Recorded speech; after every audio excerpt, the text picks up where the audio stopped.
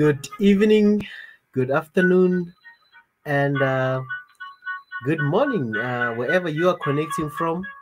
Good evening. Thank you for joining us tonight. It is a pleasure and a privilege and a blessing to be in front of you tonight as your host for tonight. My name is Ezra from South Africa. I'll be your host for tonight, and as you know, when you see me, His Excellency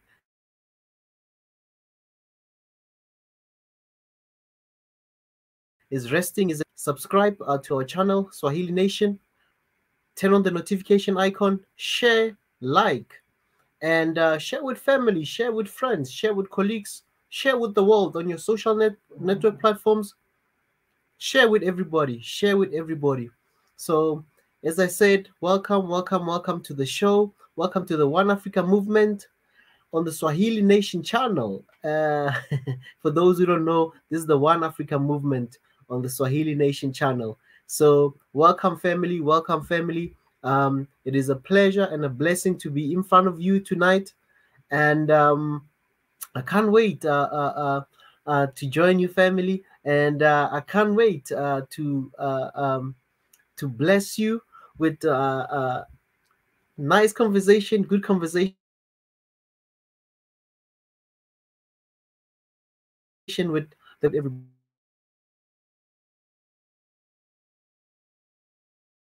Share with our voices heard out there.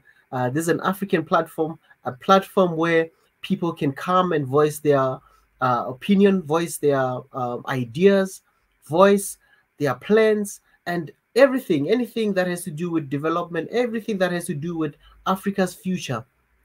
You're more than welcome. Join the movement wherever you are, whether you are in Europe, whether you are in the America, North America, South America, Asia, not forgetting Asia and the Middle East. We know that we have people all over the world that are joining us, and welcome, family. And it is a pleasure and a joy and a privilege to be in front of you tonight. So tonight, as you all know, when you see me, you know that Mika is behind the scene. Mika is resting, as some of you will always say that Mika, you must rest. Mika, you work hard, you must rest. And definitely, he does work hard.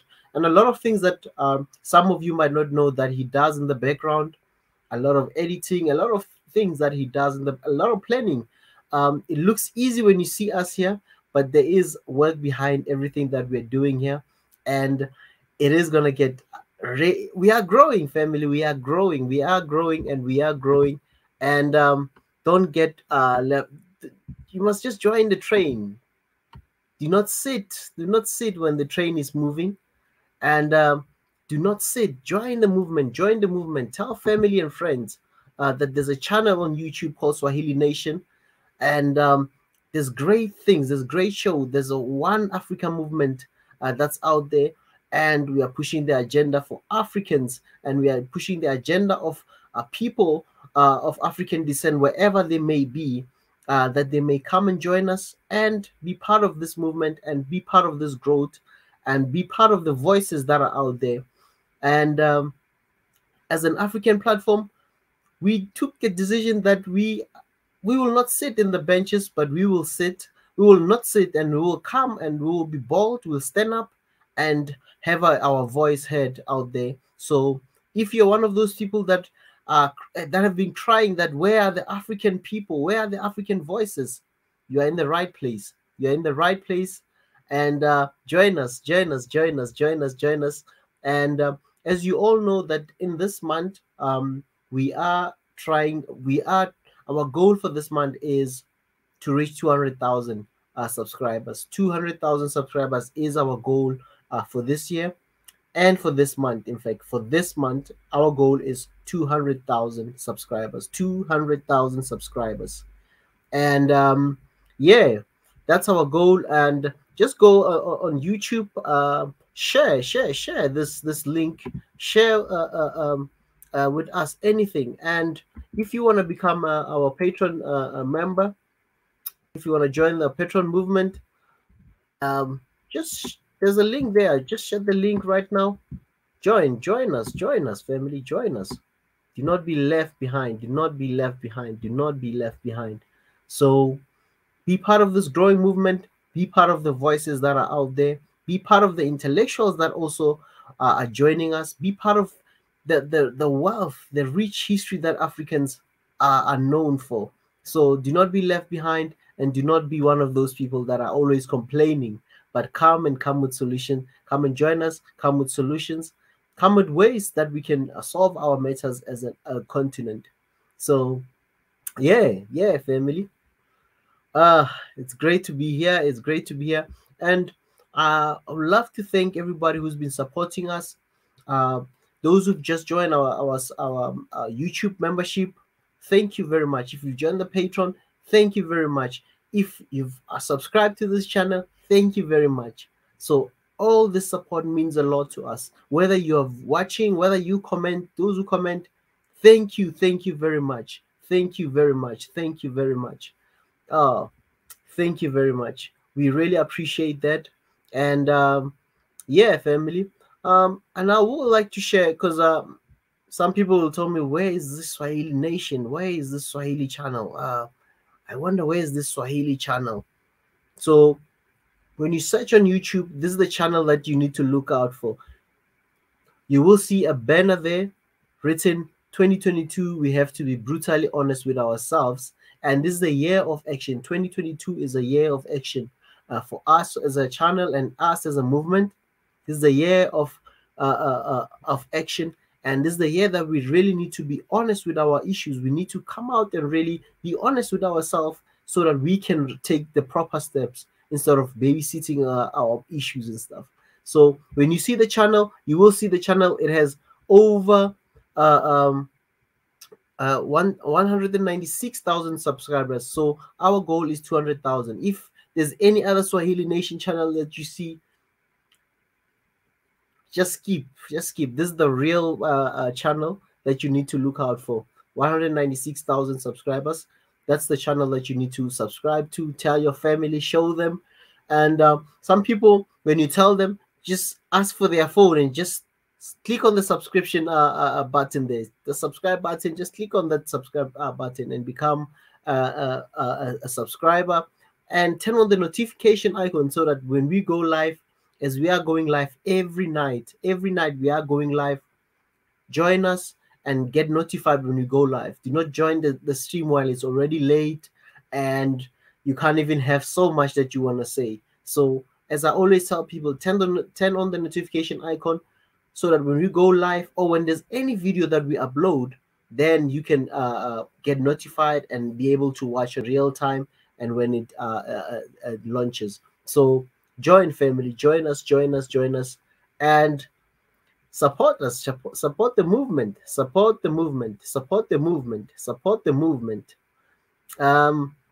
Tonight, I don't know. I've got so much, and I know that a lot of people would love to join. And we had a nice topic yesterday about, is democracy working in Africa? And a lot of people had so much to say, but because of time, we had to cut things short. And to some, those who missed the show yesterday, still you can go into the Swahili Nation channel, go and look for the video. You will see the video that we had streamed yesterday and other videos as well. Saturday, for example, we had a nice show, two shows. In fact, we had two live streams on Saturday. We had one during the day. We were talking about the people of Mali and the situation in Mali and the sanctions that have been placed on the country of Mali. And we also had a great show again at night where we had His Excellency had a conversation with Tuna Cheki. Tuna Cheki is a channel. It's an African platform also based here in Africa. And they are on their way to 1 million subscribers. So also support the Tuna Cheki channel and let them reach 1 million subscribers. Let them reach 1 million subscribers. So it's great to see a lot of African channels reaching that milestone. And Tuna Cheki is a very great show, as well. So go and subscribe on their channel, and also watch the video that we had done, the conversation that we'd had with Tunacheki, our brother there who's based in Kenya, but I know he's from Tanzania. So, but go and see the conversation Mika had with him, and yeah, watch those videos. We had a lot of live stream videos that you can also still catch up to, you know.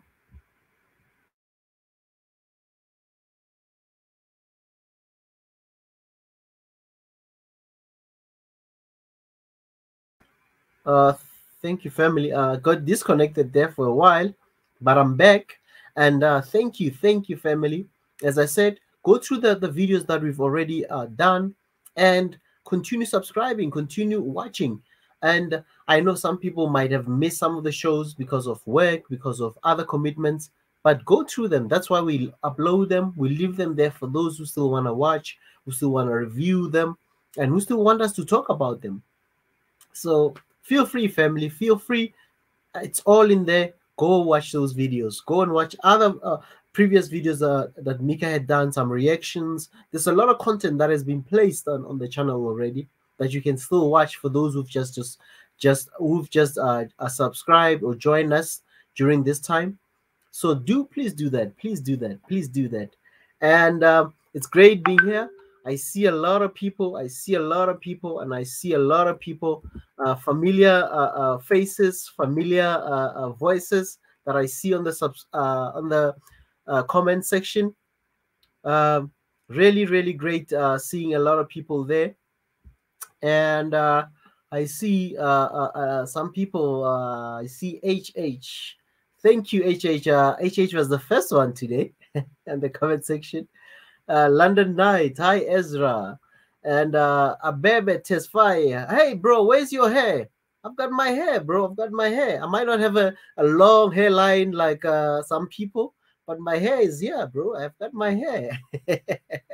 I don't know if you're trying to tease me or what, bro, but I have hair. And if you had to see my pictures growing up, I really had a lot of hair, long hair, afros and stuff, dreadlocks. I did all of those things. So I'm grown now, man. I've grown now. I'm not a.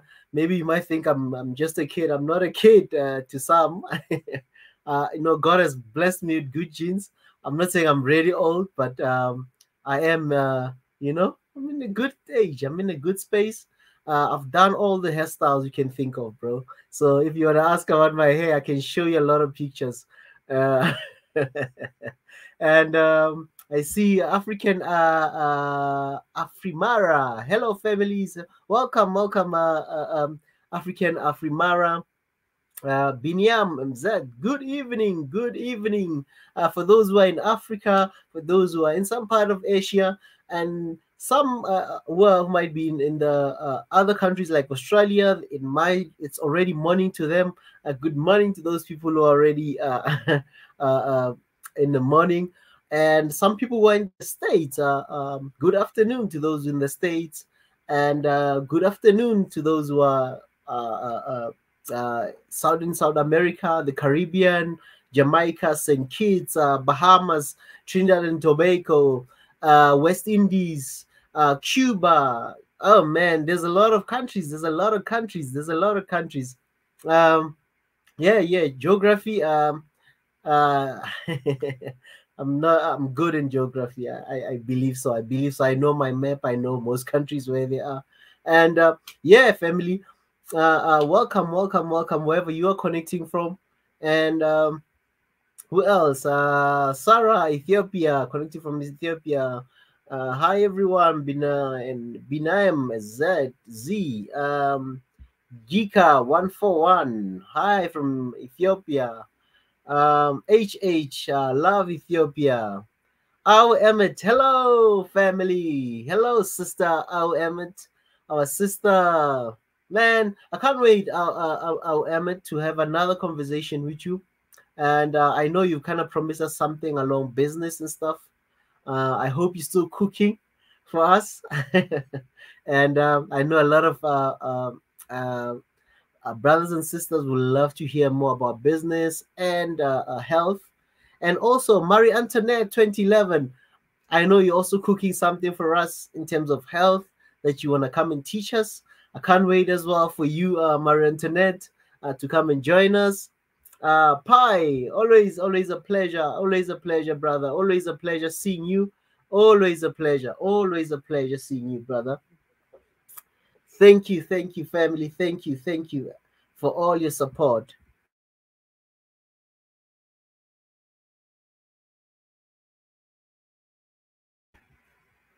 Thank you, family. Thank you, family. Thank you for joining us, Pi. Biniam, he needs to rest. We understand. Yes. He needs to rest. His Excellency Mika. He sent me a message. We had just a small chat. Just I've been busy as well today. I had a lot of deadlines that I needed to do, but thank God for his life, and thank God for all the hard work that he puts for all of us, and thank God for giving us a gift in Africa. You know, in the land of Tanzania, is really blessed. Tanzania is really blessed, and Africa as a whole is very blessed. And don't forget, family, go and subscribe. Go and subscribe. If you've just joined us, go and subscribe. Go and subscribe. Go and subscribe. Wow. I'm back. And it's gonna be a bumper show. We might continue on the show of what we were talking about yesterday. Since we said we're gonna have a part 2, because a lot of people still wanted to talk about is democracy working in Africa. That was the topic that we started last night. For those who missed the show, and yeah, join us today. Join us today. And I see a lot of Chrissy, good to see you, Chrissy. Oh man, Chrissy, thank you. Always a pleasure seeing you, family. Wow. Chrissy's like family, you know. Ahmed again. Africa needs to change course. It's said to hear 14 African nations are paying colonial tax. I could not believe. True. Wow, it's something that we need to really talk about as well. France, especially France, for those who might not know, that there are countries that are still paying colonial tax. Wow. And TG Ethiopia, one Africa. Salute. TG. Keep on going, Binyaz. Thank you, brother. Thank you. Suzette Ness, one Africa. Aluta continua. Wow, good to see my brother John Matenga on the comment section as well. I know, my brother, it's been a while. We missed you, and I wish you could join us today. It'll be great to hear your voice. It's still early. I know, John, they put a timer in your house that by 10 you need to be sleeping, but you can join us before you go sleep. Pie. What kind of question is this? Again, to those who might have missed the headlines about the former president, now the late president of Mali, Boubacar Keita. Yesterday, he passed away yesterday, and it was all over the news. And we did send our regards, our sincere condolences to the family and to the country of Mali. We are with you, and as I said yesterday, our prayer is for the stability of Mali and for the prosperity of the Malian people. And as a nation, we love you as Africans as a whole, and we stand behind you during this time. We know you're going through a lot of things, but we love you and we support you. And this platform is also open for the people of Mali, and we are going to have a show going forward somewhere in this week, hopefully, God willing. We should have some people again from Mali. We will have some conversation regarding even the death of the former president and the sanctions as well that ECOWAS placed on Mali. So Yes, the people of Mali, we love you and we stand behind you. And I can really speak for this channel and the people at large that join this channel. They support you and they are right behind you. Greetings, Sanity. Greetings. It says greetings to all. Greetings to you too, the African Agents for Change. Thank you, thank you, thank you, thank you. Thank you, Lord, for another day. John Matenga, pray for our country, Kenya, as this year will be having our general election, and I urge every Kenyan to maintain peace and harmony during and after the elections. Wow. Wow, wow, wow, wow, wow. But as you know, I don't go alone on this show. I'm always with the chief, the voice, Biggie. Good morning, good afternoon, and good morning. I'm going the other way around today. Welcome, Biggie. Hey, it's good to see you again. I hope you rested. Good to meet you, man. We're gonna take you for another beautiful evening, and hopefully we're gonna make it worthwhile for everybody that joined us again. Subscribe again, like the video. We really appreciate that. And it gives encouragement for all of us on this platform to voice and to be to accomplish something bigger than ourselves. So I really have very few things to say. I just saw this 14 countries that are still contributing to the colonialists, and it's just 21st. We're 21st century. Sometimes I have to pinch myself, just to figure out how this whole thing slipped by. How we're not informed per se. Maybe a little slip here, a little something in there, and we still don't have the whole picture. And here we are now. We have a platform. We see things. We talk about things that are very important for us as Africans. And again, I'm just reviewing on what happened from just November, coming to January 17. A lot of things happened. I mean, really, if you really revise it, a lot of things happened in our African land. A lot of things. And a lot of it that I see is more than flesh issue. This is a spiritual warfare to put us down, to bring us down. But you know what? We Africans are learning. We're learning to rise. We're learning how to voice ourselves. And everything is getting exposed. When I looked at all these 14 countries, and then I saw a map how big our Africa is, it's almost 3/3 of the United States, size-wise. It's huge land. It's a huge land that's been occupied. It's still occupied. It's still paying tax for the colonists. And it's so funny the way they put themselves together, just like the old days. Portugal, France. Look at the way the British. It has all the flavors. And then basically they're trying to take that portion out of the African Union by fooling around and putting, they got a military system for the bloc. My foot. That's their own mercenaries. A military that needs to retire. No, he's too young. Oh, we're going to hire him in there. He's going to be a private security. And I mean, it never ends. I mean, I know a lot of you have been reading and trying to put things in perspective. Now we're talking about democracy in Africa. Is it working or not? I don't know. Now I'm just like, when you say Africa, we're talking about the whole Africa. And we still have 14 states. that are doing different things. How this thing is possible?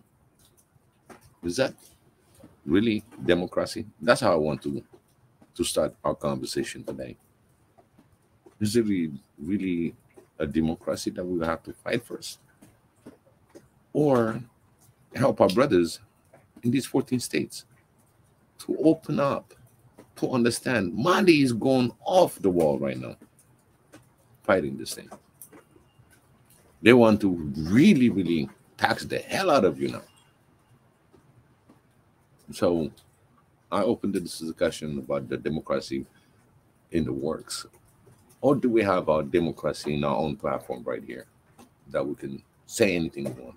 I think we got democracy at work in our platform, because every voice will be heard, whether you are opposing or whether you are with it. We're open. So this is a little democracy exercise in here. We still didn't get to the voting level yet, but we'll be there. We'll be voting which way we want to take our dearest African land and people in the right direction of success and prosperity, with love and happiness. The bottom line is, we Africans, we want the happiness of our African brothers and sisters, whatever you are. Enough is enough. Enough is And no more movement. This is what states Baka. It started with Baka. That means it's enough. Let's do something. Let's collaborate. Let's network. Let's bring the right news to the right mind. Let the explorers explore what is the possibilities. How high can we get? Let's pull each other together and help one another. Still show the utmost love for African brothers and sisters. That's spiritual. That's love. Love will conquer anything that comes against us. They try to instill hate to divide us, but in return, we're going to love one another, stay strong together, and say no more. This is my opening today. So let's carry on. Thank you very much, Biggie. It's what you just said right now. Love. I just want to highlight what you said about love. Love conquers everything. And when everything, all the forces, evil forces that are trying to make us hate or be destructive, but we need to instill the love that we have, the humility that we are. God has given Africans, in general, to have, and to use that as a strong weapon, not as a sign of weakness. Because some people take it as a sign of weakness, but that's the strength that we have as a people. We don't need to even try hard when it comes to that. We are a society and a people that are very welcoming, a society of people that are very loving, very social people. And hence, if you look at all the social activities, we dominate everywhere in the world, be it sports, be it music, arts. We dominate in those fields because that just comes natural to us. We don't really need to try so hard. But going back to today's topic, I see John Matenga, Biggie, is already here. Yeah. Yeah. Where you been? I got a question. Where he's been all this time? Yeah. What we need his help. You know what I mean? We need help. I know John is listening.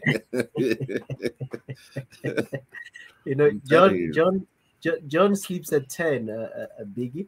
The wife sets a clock for him and say, Daddy, it's bedtime. That's right. You can't be late for work, So absolutely. Make that bread. Making that bread. As the African agent, thank you for joining us again. Love one another as I have loved you, say the Lord. Amen. Please, Amen. one thing that I want to add to this love in action. please do not raise your hand on another African brother or African sisters. Think before you raise your hand to strike. That's how you're going to be questioning yourself. Am I in the right? Am I doing the right thing by striking someone? So let's have this love notion. We stand together and we will help the weak. Let's do that. That's in action. And I'm pretty sure a lot of you have the passion and love. That's why you're here. And I know we have that power. You take the Lord with you. He tried to explain us about love over and over and over. We still don't understand it. We'd rather go the opposite way. But again, that shows you there's an evil spirit around it. So please, African brothers, do not strike each other. Try to reason. Maybe the guy or the lady that you're going to be striking might be the future leader of Africa. Have you ever thought of it? Do not break each other's spirit. Enhance it. I know Kenya is going to go through some election, and I'll remind all Kenyan, anybody that's going to go put their vote is your brother, is your sister. Do not strike. If you have the opposition, be together. Because we have to have diversity, different thoughts, different way of running our nations. But by striking one another, it won't solve, but it will create more chaos. So please, Kenyan, I wish you good luck this year. We pray for you that you are together. And this is the most love that I can ever lay out for you guys. To have the discipline of respect, love, and seek the peaceful country. That's what I add on love. Amen. Amen to that. Really, really, to the people of Kenya, as you know, we are always with you, and we have a lot of brothers here.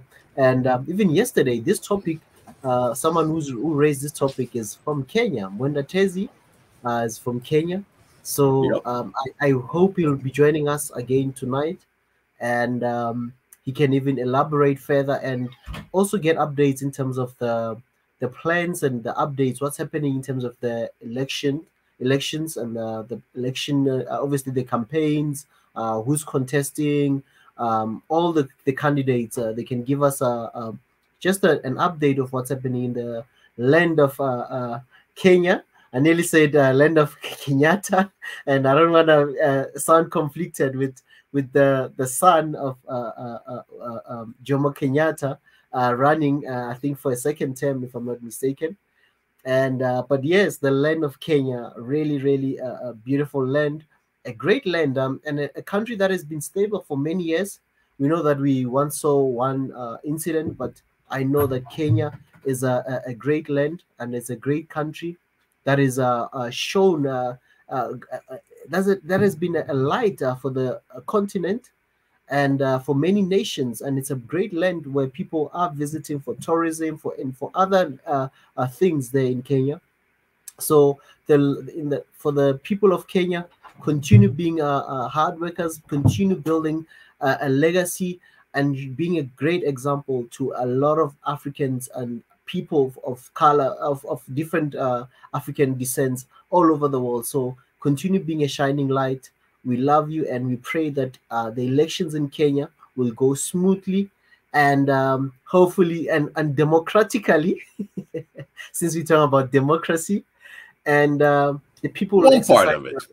One part of it. So, but I would just like to welcome our brother John Matenga, who's from the land of Kenya. and let him come and just maybe just give us an update. While maybe when the Tenzi will be joining us a bit later. Uh, Uh, Okay. Mr. Matenga. Mr. Matenga. Yes, Ezra, I can hear you loud and clear. Loud and clear I as know. well. Loud I and can hear clear as you. well. I can hear you. Okay, I know I've not been on this platform since December. It's very unfortunate that I went to my rural home to go and have great time with my family, and I thank God that 2021 ended. I know it was not a good year in terms of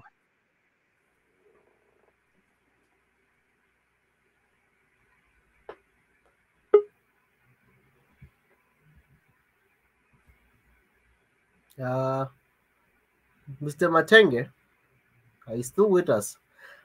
But while we wait for Mr. Matenga, John Matenga, Mwenda Tezi, welcome, brother. Always a pleasure. Since we are still talking about Kenya and the upcoming elections, the floor is yours. Can you just give us some updates there? Hello guys. Welcome, Can you hear brother. me? Loud and clear. Okay, yeah. About Kenya, my brother here, John Matenga, is a very interesting guy. He really is a very positive man. I really like his positivity. Mhm. So I have a very, what's happening in Kenya is just it's like another election here, just like any other. Of course, Mhm. you know, like I said, the politics of Africa, very ethnic based, you know, and you know the politician, like what I said yesterday, you know, the politicians, they always push the ethnic narrative. So we have to go through this every 5 years in Kenya, where there is always that possibility that you know, tribes can get into some sort of violence. So you know, that's, I think this is what my brother Mateng is referring to, that pray for peace and harmony. And it is actually, I wish he was there. I wish he was there yesterday. He could have maybe even made his own contribution to this interesting topic about democracy. Although I also have to ask a question: why we always pray for, when it comes to election, we always pray for peace and harmony, but we never pray for, you know, free and fair elections. I don't know. we never pray for we never pray for lack of European interference. You know, why don't we pray for those things too? Instead of You've got a prayer point there, Mwenda Tezi. So that will be our prayer for today.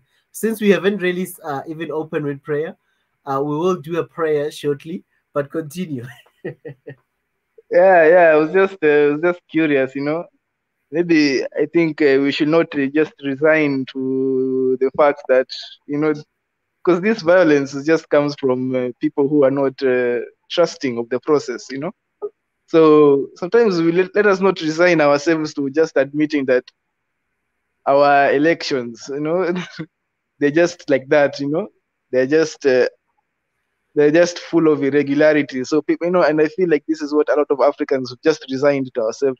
Even when you look at the Kenya, the Electoral Commission of the IEBC, that's the body that conducts elections in Kenya. They have fallen short of their target by 3 million. The guys who are the youth who are registering to vote, there it's barely even it's barely a quarter of what they expected, because every 5 years, you know, there is youth who come out from being over 18, you know, they graduate to be eligible to vote. So this time the numbers are not looking good for them. It's like almost only a quarter of the youth who are supposed to be voting this time have actually registered to vote. So it's looking like it's a sign of what I was talking about yesterday, that there is the young people of Africa, are they giving up in democracy? You know, is there a certain hopelessness, an air of hopelessness in Africa right now when it comes to elections and just People have just resigned that their leaders will be who they are, and we have no say in the process. So I think that is my starting point. Thank you, Tenzi. Really thought-provoking prayers, prayer points, thought-provoking prayer points that you don't pray for a free and fair election. That's our prayer then tonight, as we will be praying right now. I'm just going to quickly open in prayer, and then we can really get deep into this conversation. Obviously, opening more about Kenya. Kenya is going to be going to the election. So this is one key function of democracy, and it also forms part of this conversation that we are having tonight. Is democracy working in Africa? This is the part 2. For those who missed the conversation last night, you can go through the channel and watch the other stream that we had last night. So I'm just going to do a quick prayer, and we'll get down to the business of today. Thank you, Abba Father, for this night that you've blessed us with. Thank you, Father, as we are joining our hands, joining our brains, joining our knowledge, our understanding, our wisdom together to come up with solution. We pray, Father, that you give us the wisdom, you give us the understanding, and you open our hearts to learning new things tonight. I pray that there will be peace and unity in this beautiful continent, and there will be free and fair elections across the continent. In Jesus' mighty name, amen. Menatezi, I mean, great things that you've just highlighted right now. And I see already people are streaming in. Those who were here yesterday are coming in. Deborah, I see you. Let me just add John Matenga back. But in your opening, I'm just going to allow Pi his opening statement, and then we'll go back to John Matenga because he got cut off by network. So, Pi, welcome, brother. Thanks for having me. I actually wanted to ask Mwenatezi a question. This democracy thing, do you think if Africa, like if they switch to an indigenous system, that there will be more young people that will be more integrated into the process? Do you think that is that one of your points? I was just curious. Actually, to be honest, I don't know, because these other systems also the old systems.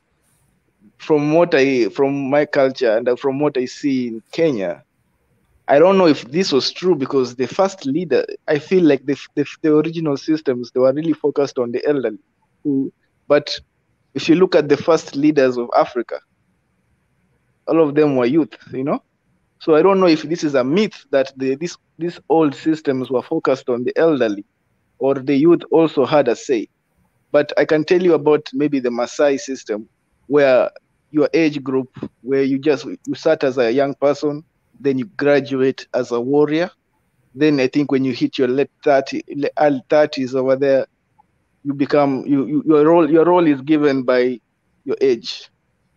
So I don't know if this will inspire youth, or I don't know what effects that will have in the mentality of a youth. Will you be looking forward to it? Will you feel you're part of the system, that one day you will also be a leader? It's just a matter of age. Or I don't know, or is democracy better? Because what do you think? I just think in general the systems aren't working because they're not being allowed to work. Because every single continent, you're fighting the intelligence systems, you're fighting the bankers, you're fighting the royal families that have trillions of dollars, you don't even know their names, you're fighting the countries that want to destabilize. It's all these different wars going on at once. So in my opinion, I don't think it's not just democracy isn't working. I think that systems in general aren't working because of interference. But that's just my perspective. Who's interfering? For example, when they killed Gaddafi, he wanted to institute a one African currency and have his own military because Libyan population is so small. So he knew he wasn't going to be able to protect all the gold that he had by himself. So he tried to start a Pan-African movement and get all the other African countries to help him. But he was on his own at the end, and they killed him. And to this day, we don't know where over the 100 tons. I think it was more than that, actually, like tons of gold. We don't know where that billions of dollars of gold is to this day. That was stolen from Africa. Like no one really defended him. I don't think it's just democracy system. I think just the systems in general are being like interfered by people that because I think in general like the people that come to Africa is like a virus in general. Like they have to spread to another. They're like take all the resources in their continent. They use up all the oil. They're being wasteful. So then they have to come to Africa to extract more oil. You see my point? I don't think it's just democracy is the problem. I just think in general, all systems are being interfered. So we have to create a system where people that are on the inside, the insiders, people that are Africans, are able to keep the system clean. But that's what I believe.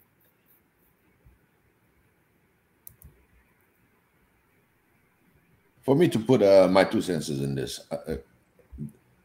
when it comes to, in general, about democracy, it's supposed to include security.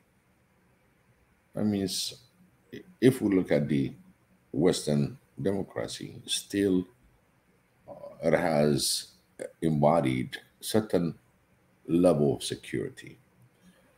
And the youth on any continent, after trying so many things, our youth start deteriorating his motivation to vote again. But again, the last election in America showed a lot of people that the two sides of competing to get there, choosing the president, and that number increased. So there's a better communication now because the campaigning part is important. The participation in these elections is important. If you don't vote, you lose because the leadership is chosen for you. So this is the message that we have to put throughout all African continent when it comes to election. If you don't vote, other people will vote for you. Whether you like it or not, stay down because Gideon went through the process to vote. Don't complain that you have a new elect president that you didn't vote for. So the youth has to be persistent and get more information to the youth, make them understand that tribalism, ethnic level is not accepted in the continent. We go by the person who qualify to fill that position. And probably, like you said, there's other interference that comes.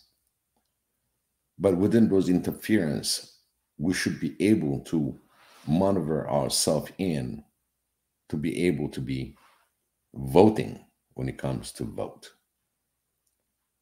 In the United States, we've seen it. There's a lot of interference, including Russia colluded stories. Somebody colluded with something. So in Africa, it gets even worse because we got ethnical divides. We got to abolish that. We got to think higher to be better.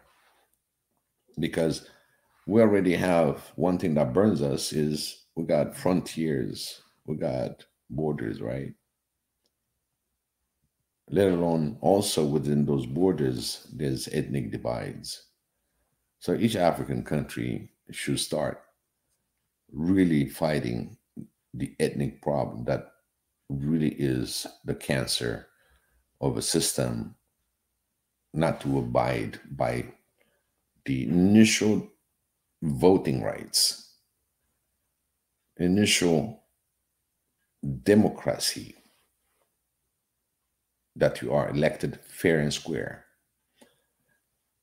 The youth need more security. The youth need to be more informed so they can be allowed to vote. Yes, you know, my old youth, when I was younger, versus the youth now that is exposed and bombarded with all this media is totally different. They got a lot of information. But when you got too much information and you don't funnel it in for you to understand it, and you are spread all over the place, the youth get tired of it. Oh, I know it's going to be elected again, you know. But we need to motivate them to go out there and vote, no matter what the outcome is. Don't think just by your ethnicity. If you're going to think about your ethnicity, it doesn't matter. Just vote. Be out there to vote, and at least you tried to be heard. So the ethnic part of it has a lot of influence into those elections. But we need to make the youth to be aware. You are the leader of the future. You are destined to be on that podium, to vote.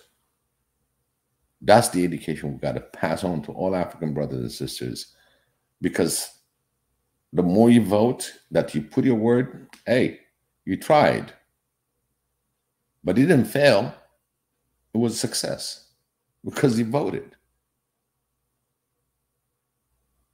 So that's the message I want to pass to all Kenyans going through this.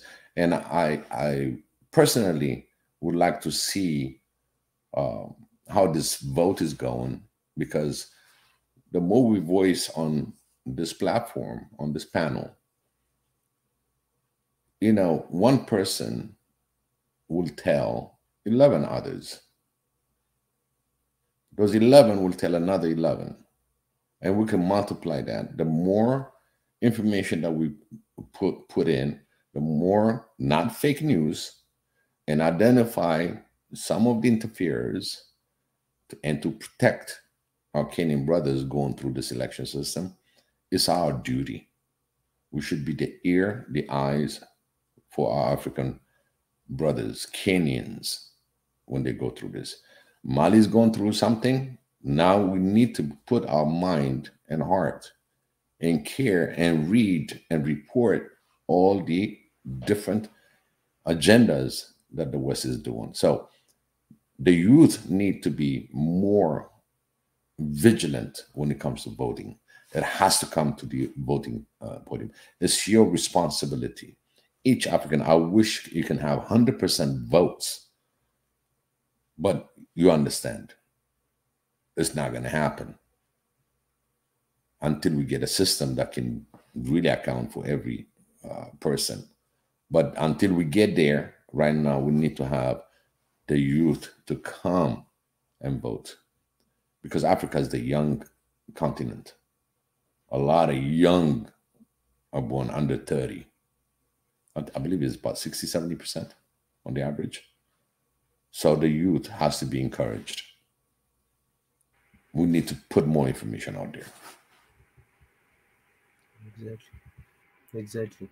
And the youth, they should know that them not voting, it's a disservice to them as well. And all these countries, if the youth are not active today, who's going to run those nations in the coming years? Because they need to take part now. They need to start acting now for the future. Because if bad decisions are done today by the politicians, they'll be the ones who live to pay for the sins of the leaders that were there when they were still young. So we need to really be active as young people in our politics as well. We should not sit and say it's an old people's business. It's an old people's game. We're not gonna participate in those things. We need to be active in politics as well. We need to take that action. And others, if they knew what it took for nations, some nations to have an election. For example, my country is a great example in terms of what black people went through. I mean, just to get a vote, for example, it took sweat. It took people's lives. It took others to sacrifice and go to prison. It took others to leave the country for just for the nation to have such system in place. Such systems in place. So as young people, we need to be active. We need to really take part. And sometimes I think people think a vote is because you're thinking maybe my vote is going to somebody who won't become a president. But that small change is very important, that you place your vote on somebody else. Even if you think they might not be the popular candidate, but eventually it puts a voice out there to say, there's people who also think in a different, who have a different narrative as well. So just like here, we've got a lot of big media platforms that you can name them across the world. But it doesn't mean that we as an African platform, we should be quiet and say, we won't do anything, or so-and-so is already doing it. No, we need to have a voice. There's a place for everybody to play their part. So even us, I'm just making an example, as a channel, as One Africa Movement, this is a platform where we are raising another view. There's many views out there, but we are just a platform that says we don't care how much budget others have, $1 billion budget for their projects or for the year. We'll still have a voice. We're not waiting for somebody to or listening to just one voices that are out there. We also need to have our own our voices, and we need to be heard. So even with your vote, it's just that you're doing something to say there's another narrative that needs to be heard in society. It's not always about if my candidate is not popular, which means it's a waste of a vote. You're not wasting your vote. It took a lot for a lot of people, a lot of sacrifices for many of us to have that right to vote. I know there's a lot of debates about this, but I'll hold that thought. And I'd love to welcome John Matenga again, just for him to finish his thought. Mr. Matenga? Yes, Ezra, I can hear you. Yes, can you just continue? Yes, can you just continue? Yes. Okay, my point on democracy in Africa is that we Africans need to defend our democracy, no matter what the West or the East say. We need to defend our democracy, because if we don't defend it, we'll be shown how democracy is done. And just when the year was ending, 2021, when it was ending, I was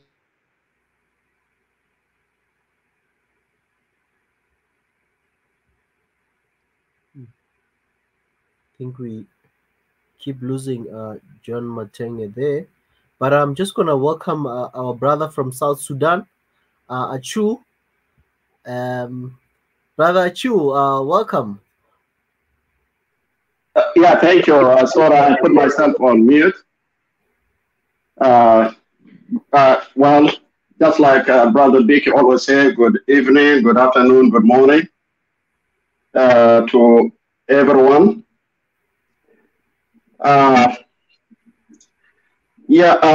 Coming to Kenyan selection, yes, it is really a high time for us to really talk about things that our people need to do. I know every country in Africa has different tribes, a minimum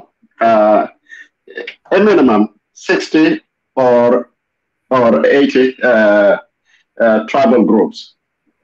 And as Africans, what we should really understand that this depends on the people.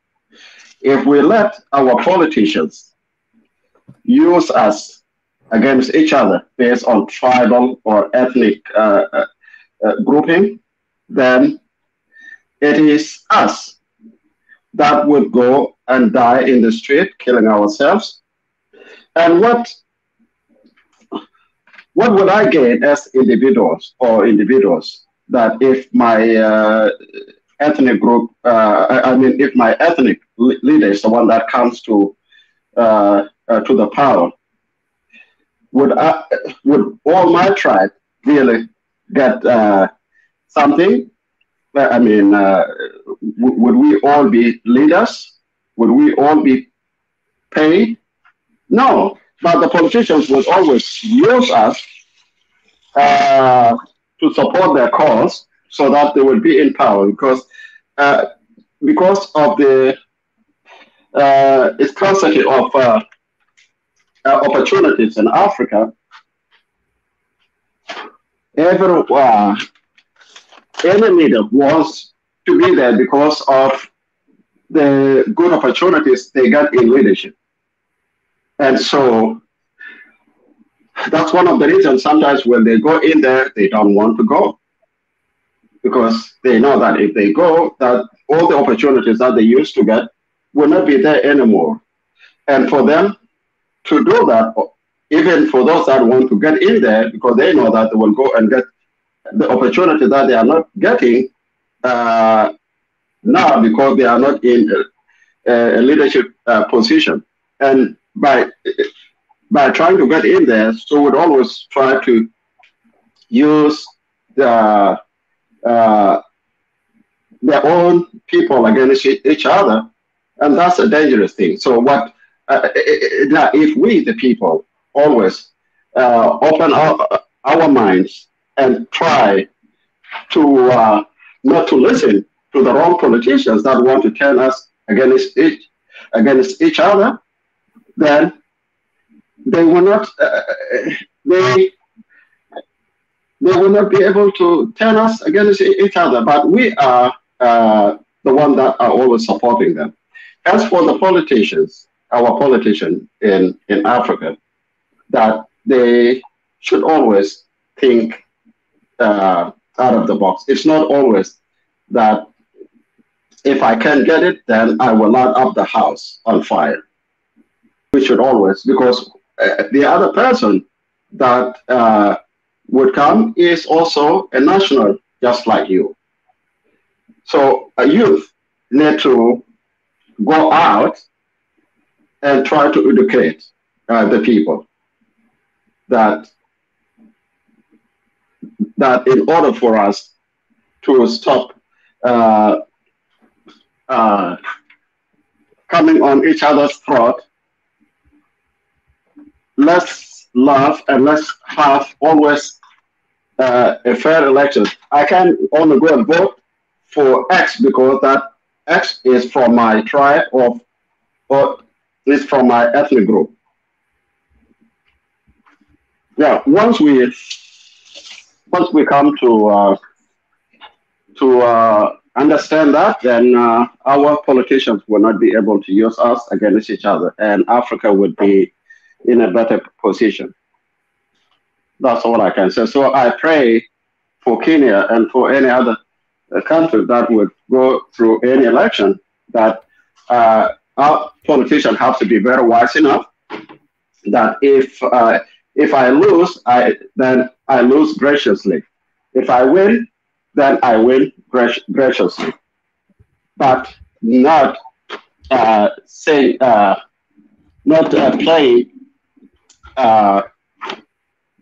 tribal politics or racial politics, or not shifting the system by giving oneself votes that were not there. And also for those that lose, if they lose, then they need to accept their loss graciously. That's all I can say. Thank you. Thank you very much, Brother Chu. And If I may ask, Mondatezi, the elections in Kenya, when is the date? What's the date for the election? Second Tuesday of August. Second Tuesday of August. Wow. Okay. Okay. So you still have what, like 8 months to go? Yeah. But it's an election year, so the campaigns always start early. The politics is always heated up very early. So yeah, it may be 8 months to go, but right now in the country it feels like it's tomorrow. That's right. That's right. They already voted. But it's also a good thing as well when you have active citizens already showing their interest, and politicians obviously going through different regions and states or provinces. So I guess that's part of what you call one of the arm of democracy being shown right there, Mwendatezi. If I may ask, Mwendatezi, do we have in Kenya, because I don't really know much about the elections there, how do you like vote? Do you vote for a president, or do you vote for a party and the party chooses a president? How's the electoral system there in Kenya? Okay, yeah, in Kenya we vote for the president on his own. We have 1 day for voting for everybody, from the president to the governor to the member of parliament to the senator to the city representative, we call them MCAs. Everybody is voted in during the same day. Oh, okay. And normally, like the elections, do they have a lot of collisions for the president, or is it always, do you have a party that's dominating the politics in the country or not? Actually, this was actually a point I was waiting for. It was actually a point I was waiting somebody to bring up. What does in Kenya? Let me start by Kenya. In Kenya, there are so many parties. There are so many political parties. In fact, it's a very annoying, and I think it's one of those things that really dishearten. One of those contributing factors that dishearten the youth.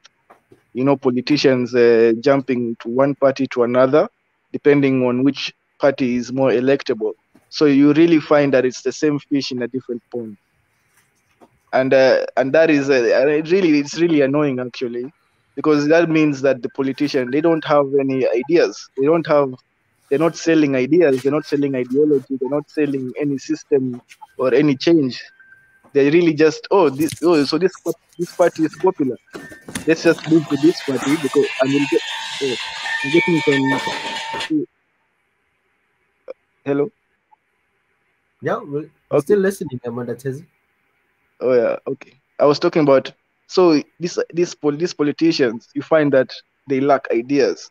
Like me, when I in fact in this panel, a while back when we were talking about the Jamhuri Day of Kenya, so I think I've seen the video. I was really saying that when a politician come to you and he starts talking about ethnicity, that is a politician that has no ideas. He lacks imagination. He has no ideas. Now, unfortunately, what we have in Kenya is a saturation of such politicians that they mention, like, and I see that there is a lot of youth who, I think in this day of age of the internet and connectivity and social media, you find that there is a lot of youth who are actually aware. They are politically aware, and these same old tricks, they don't work anymore. And so you find that now, but then they are also aware of the system, because I don't know why, if I should speak about this, because this is very, since we're talking about democracy, very political. I wish my brother Matenga was here. Maybe we could have talked together so that You can have maybe contrasting opinions, but I'm going to give my opinion. Like the last election in Kenya, it was highly contested. It was contested to in fact, I think the Europeans exposed themselves in Kenya because they said that it was a free and fair election, but the election was taken to the Supreme Court and it was annulled. One of the first elections to be annulled in Africa, I think, the Supreme Court. And this is actually what? It was a win for constitutionalism. I don't know if it's the same as democracy. My brother here, I'm getting a lot of feedback. Okay, let me see. You can continue talking. Let's see now. Oh, I was saying that when there was an annulled election that the Europeans had approved, the Supreme Court saw that this election was too irregular, and we had to go and do another election.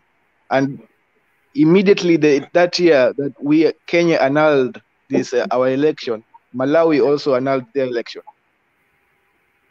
You found.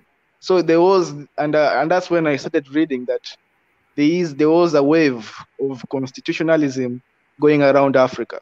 That when a judge sees his African brother, his African judge, his fellow judge in another country being brave, he is also given that bravery is infectious. And he's also saying, hey, we can't, as my brother Biggie, he keeps saying that we have to stand for justice. So we find that this thing, when bravery is very infectious. So we found that I think there were 2 elections during that year that were annulled in Africa. You get, even I think it was in Zimbabwe where the judges also, they went against the president. Is it Zimbabwe or Zambia? Where the Chief Justice, there was a ruling against the president. So it had become a very common thing to rule against the president in Africa because it's very infectious, this bravery. But now what you see here, and what I can explain the situation in Kenya and maybe give you the context of the youth who are feeling a bit hopeless, is that there has been a fight between the judiciary and the executive in Kenya. You get that the executive has been breaking a lot of laws and actually ignoring some court orders. Simple like court orders have been ignored. So this when you know this thing really discourages the youth, that if these guys are not even following their rules, there is no guarantee that the election will be fair and free and fair. And this is a problem all over Africa.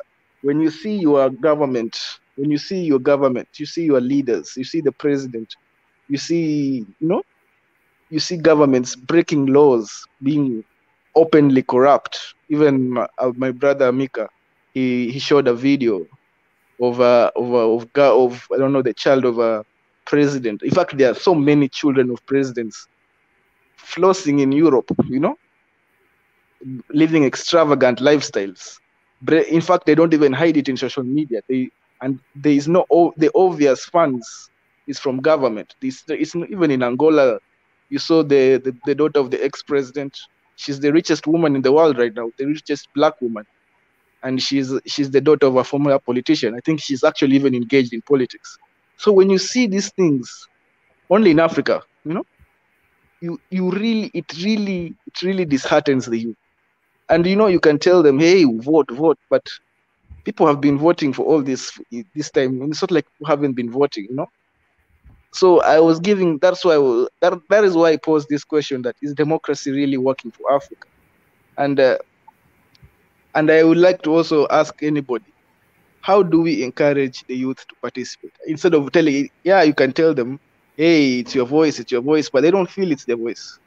They don't feel that their voice matters. Even if they vote, they feel like the president has already been chosen. Even if they don't vote, they already feel the president has been chosen. And I was actually very curious. My brother was asking me about South Africa. This is where I was going with this. That South Africa, I know there is a celebration of democracy in South Africa, but has there any other, who chooses the president of South Africa? Is it South Africans or is it the ANC? The same with the Tanzania. Yeah? I can answer that for you. Yeah. And make it easy. ANC is a political party, and it's the oldest African political party. ANC was founded in 1912, but and is the party that produced leaders like Mandela, Thabo Mbeki, you name them. A lot of leaders. Even your Julius Malema was once an ANC member, and he has since started his own party. But in the politics, there's a political parties. It's just because ANC became the sort of a liberation movement, and it became the first party in a democratic society to be in power. So it's a popular party, but things have not been looking good when you look at the last elections. We just had elections, but that was like local elections, like municipal elections, provincial, or so things have not been looking good for them. So can I ask? Things have not been looking good for them, but in terms of the numbers, they've really been decreasing in terms of popularity. People still love ANC because they had really progressive policies, I must say. But obviously, to deliver those good things on paper, it's a different story. So people have been really not coming to the party anymore because they've been seeing that they are not receiving all the services or all the promises that the party promised the people when they came into power. Yeah, you can ask Monatezi. Oh, okay, because I was feeling like they have never lost an election since they have. If I may tell you, right, in South Africa, there's what we have 9 provinces, or in some cases, some countries you call them counties or states, but we call them provinces in South Africa. So out of the 9 provinces or nine states or 9 counties, if you're using that system, we have only 8 provinces are run by the ANC. Western Cape, where Cape Town is not run by the ANC for those who don't know. And even currently, right, if I may tell you, the cities, the major cities, the metro, what we call metro cities, we call them like your big cities in the country, your big like Johannesburg, your Cape Town, Durban, Pretoria, Bloemfontein, those big cities. They're I think Johannesburg is not run by ANC, for example. Pretoria is not run by ANC. Cape Town is not run by ANC. A couple of big cities that are not run by ANC, but ANC still has a lot of footprint, especially in the rural areas. They're still known as a popular party. And amongst all people as well, it's still a party that's loved because of obviously the history. People went through it throughout the history, the struggle. So they know so much and they can relate to it than the young people. Some young people relate to ANC, others are not relating to ANC. So it's not like ANC is ruling everything. And ANC has not been a bully. They've allowed the opposition to take power. And the opposition have taken power on the major cities as we speak. The richest city in Africa is not ruled by ANC, for that matter. So so many things have been changing. So the political landscape is changing in South Africa. It's not just one-sided where one party is getting 60% or something like that. In actual fact, for the last presidential election, they only got 57% of the votes, and they were known to get over 60%. So so things have been really declining for them, and on the local on the cities, on what we call municipal elections, they have not been doing very well. And others say no, it's because a lot of people didn't go and vote, especially what you're saying in Kenya. It's the same thing that's happening in South Africa. A lot of people are not going to vote in numbers. Out of maybe 20 million voters, registered voters, I think only like 12 million went to vote. or 8 million or something like that. I forgot the actual numbers. So if you are having a lot of it's less than 50%, if I can tell you, the registered voters that went to vote. It's only less than 50% of people that went to vote. I don't know if you've got another question I can answer for you. And why did the young people not want to vote?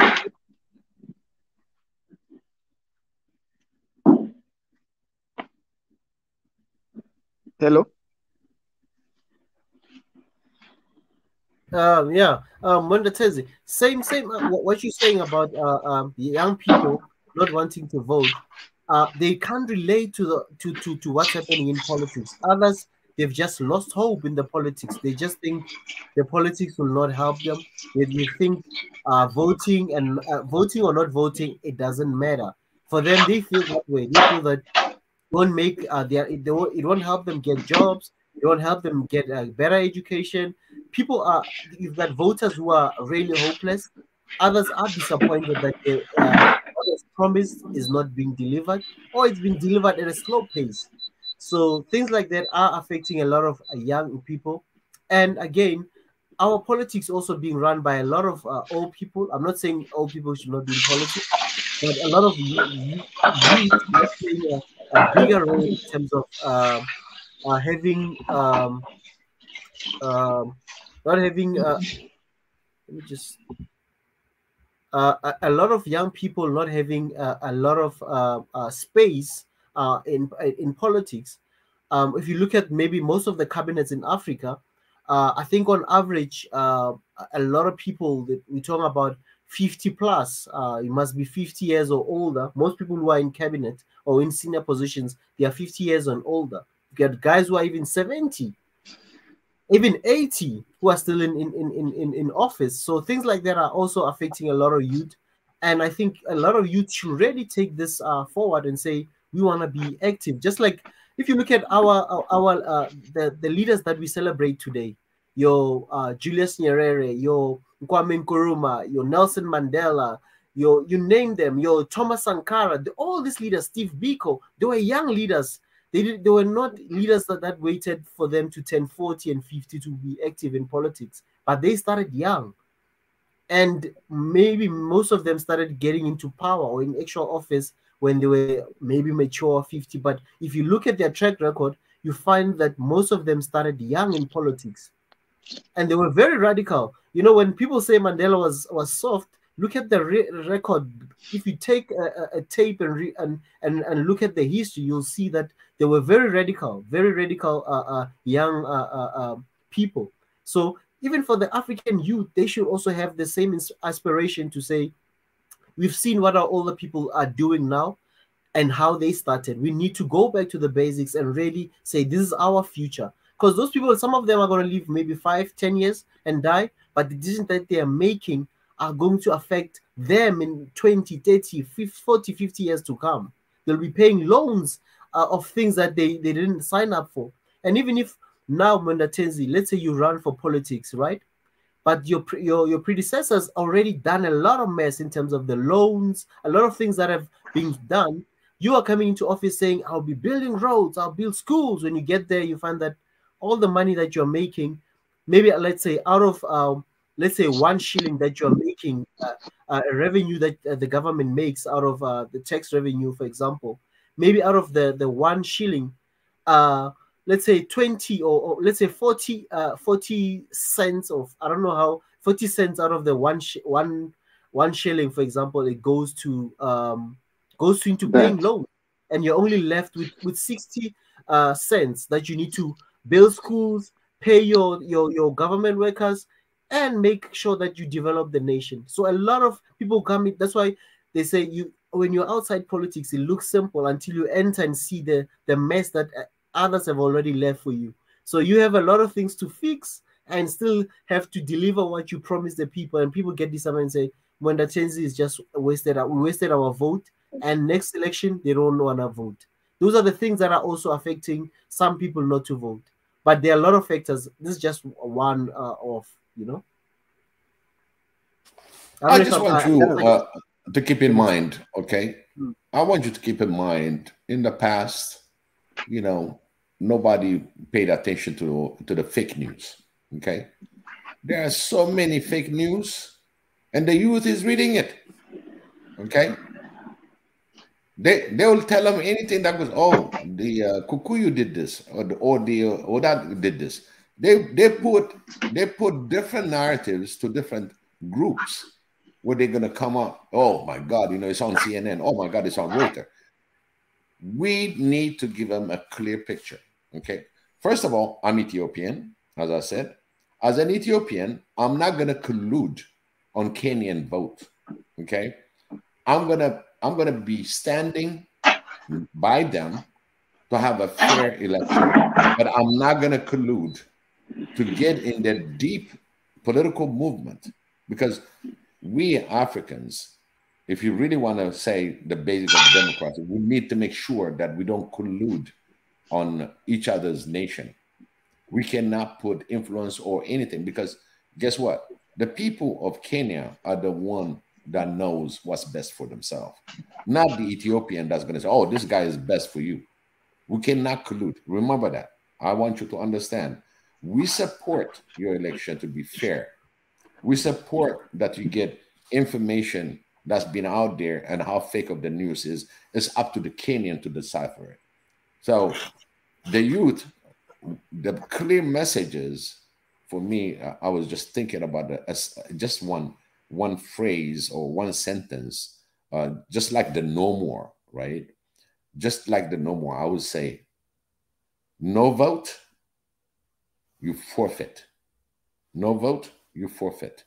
I want you to understand that. If you don't vote, you forfeit it. Can I jump in for 1 sec? Yes, sir. Okay. You know, clothing,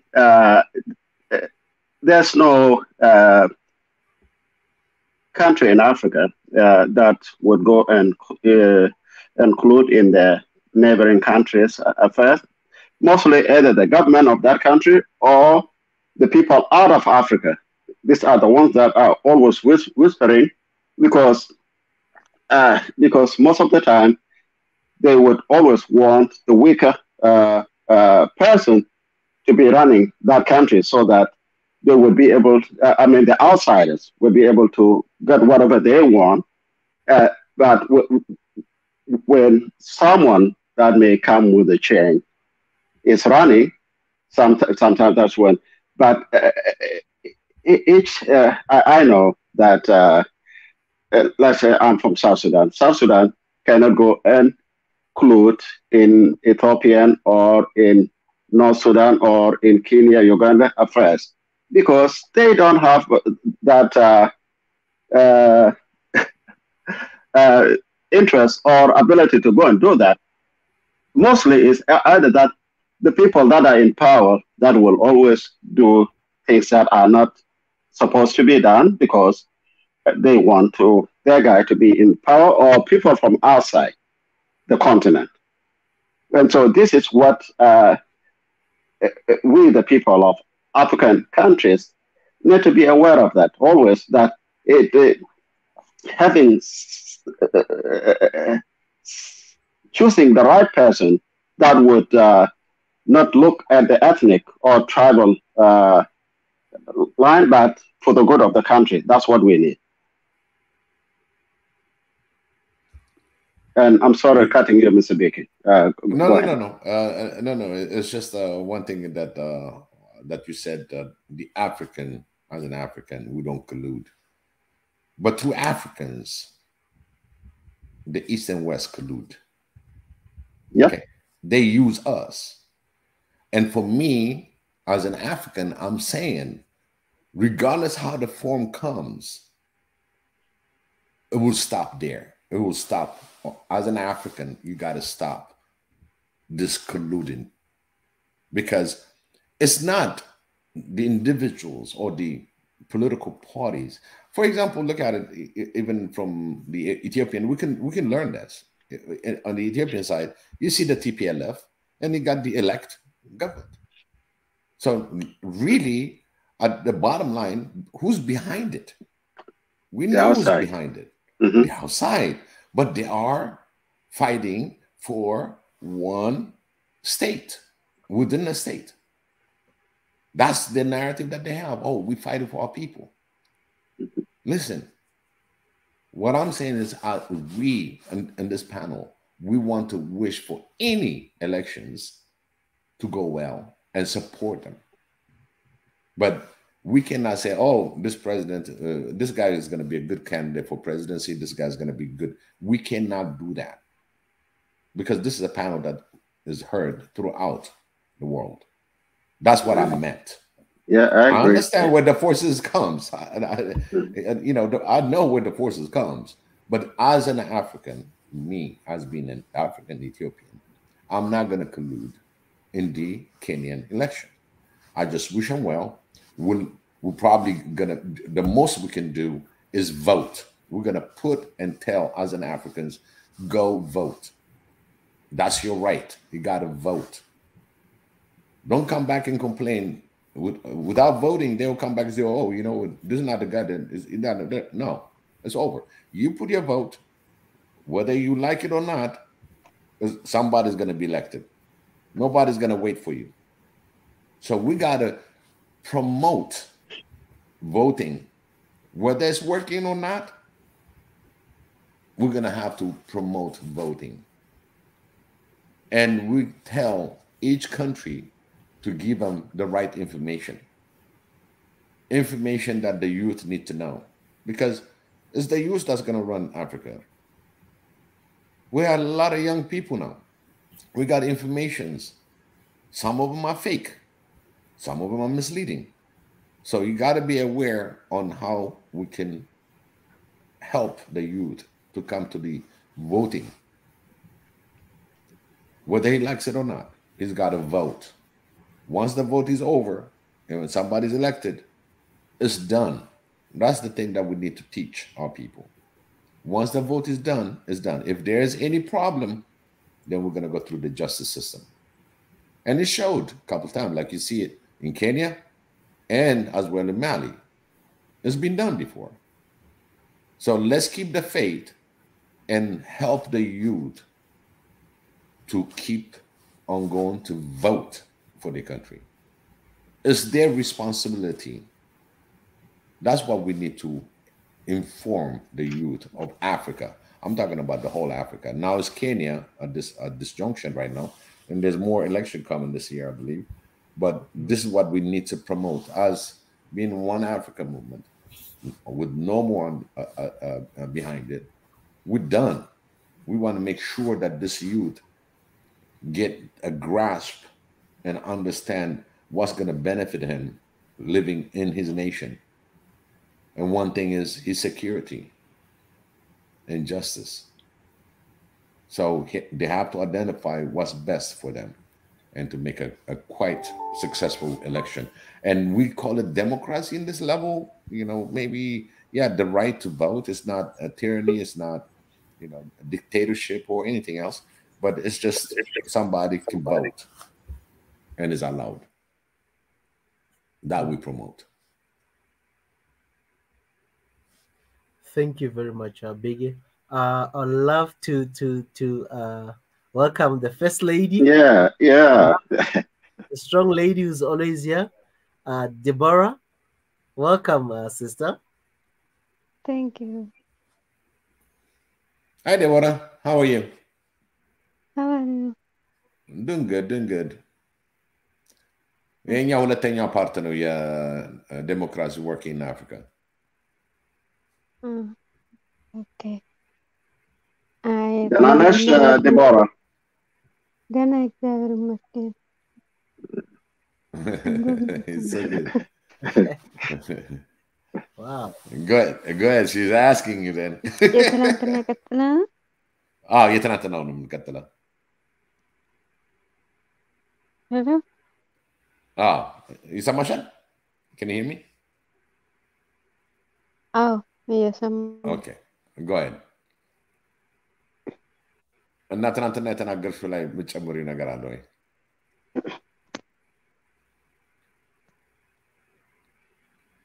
የትናንትና ቀጥሎ ነው አይደል? Hello? Oh, so much. We can hear you. We can hear you.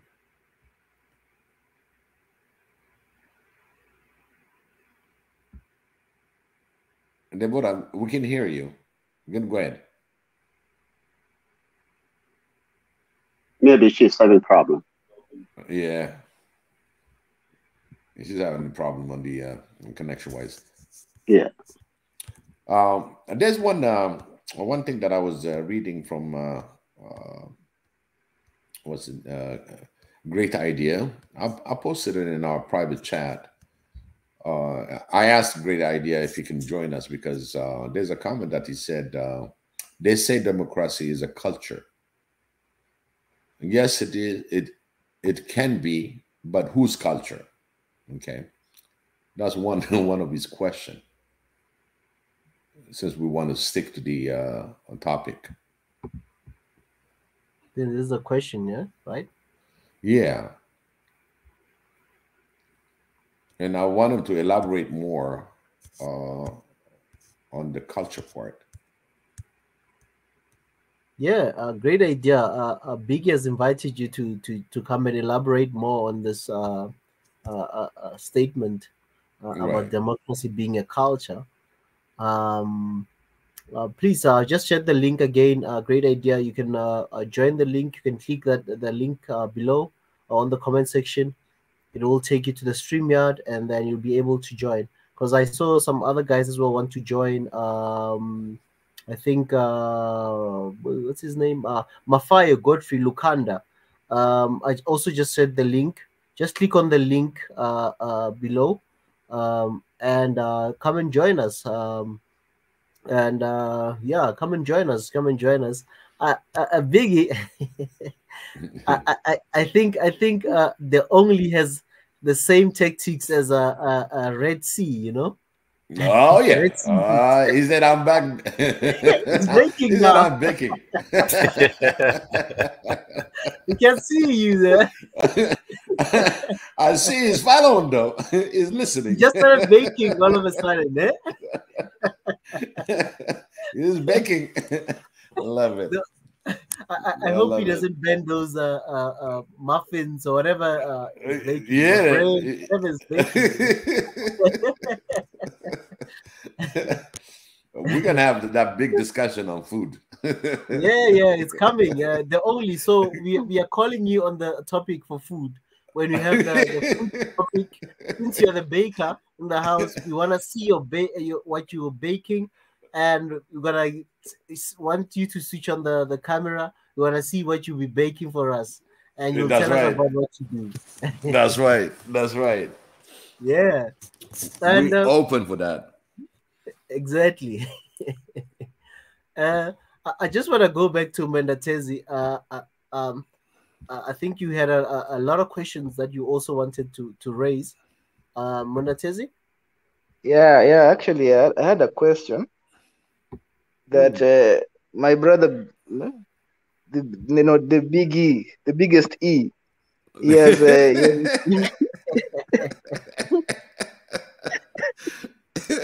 Actually, my big E is a small E. It just appeared to be a big E now.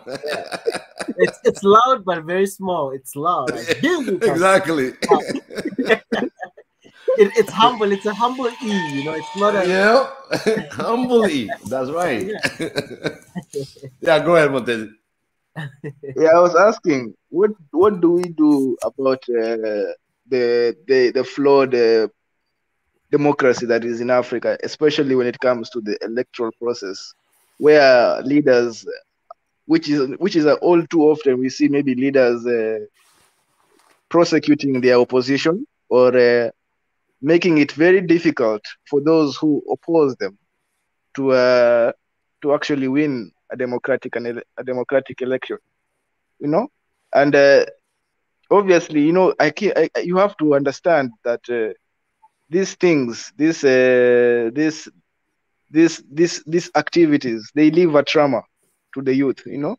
When you have these leaders who just subvert democracy in the open, knowing that there is no accountability, and you know, and this policy that you've said that we should not collude into other African nations' politics. I think the AU has the same policy, you know, and you find that in fact this is what when you have this type of policies. And our brother to Niger here, when he was really fighting against what was happening in Mali, and he was really for the sanctions that ECOWAS had given, because ECOWAS had decided that this is not democracy, that we want democracy. And I have to ask you, my brother, what do you say about that? What is your opinion that when democracy is subverted by another nation, and should we just keep quiet and just not interfere with other people's politics, or should we speak up? Well, I'm talking about colluding part of elections, okay?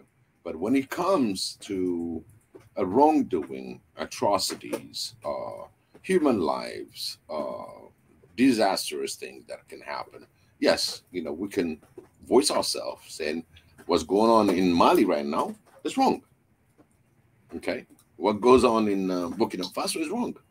We know what's right and wrong right in front of you. It's right in front of your eyes, and you cannot deny it. So you got the same thing. The only thing I said, do not collude when it comes to their elections. As an African, I can voice, hey, there's something that's going wrong, but I have to have facts. I'm not going to just jump because everybody said this, and that. We're just going to have to read it, to understand it, then we put our voice. The same thing that happened in Ethiopia, by example, okay? TPLF is a terrorist organization, period. There's no plus and minus about it. And it's putting people's life in harm's way for their own selfish reasons. It's not even for the country. It's for their own selfish reason. And that is a no-no. You see anything like that, that's going to come. Let's say, for me, like I said, anybody that takes an African's life or deprive them or torture him is accountable for. Somebody's got to be accountable for it. Yes, I'm going to put my voice to it. I'm going to say no more. That's what we're going to stand as we build our One Africa. That part, when it comes to atrocity, when it comes to disasters, that unhuman conditions, the starvation by purpose, humiliation by purpose, we stand together. And we'll say no. Go ahead, Debbie. You were going to say something?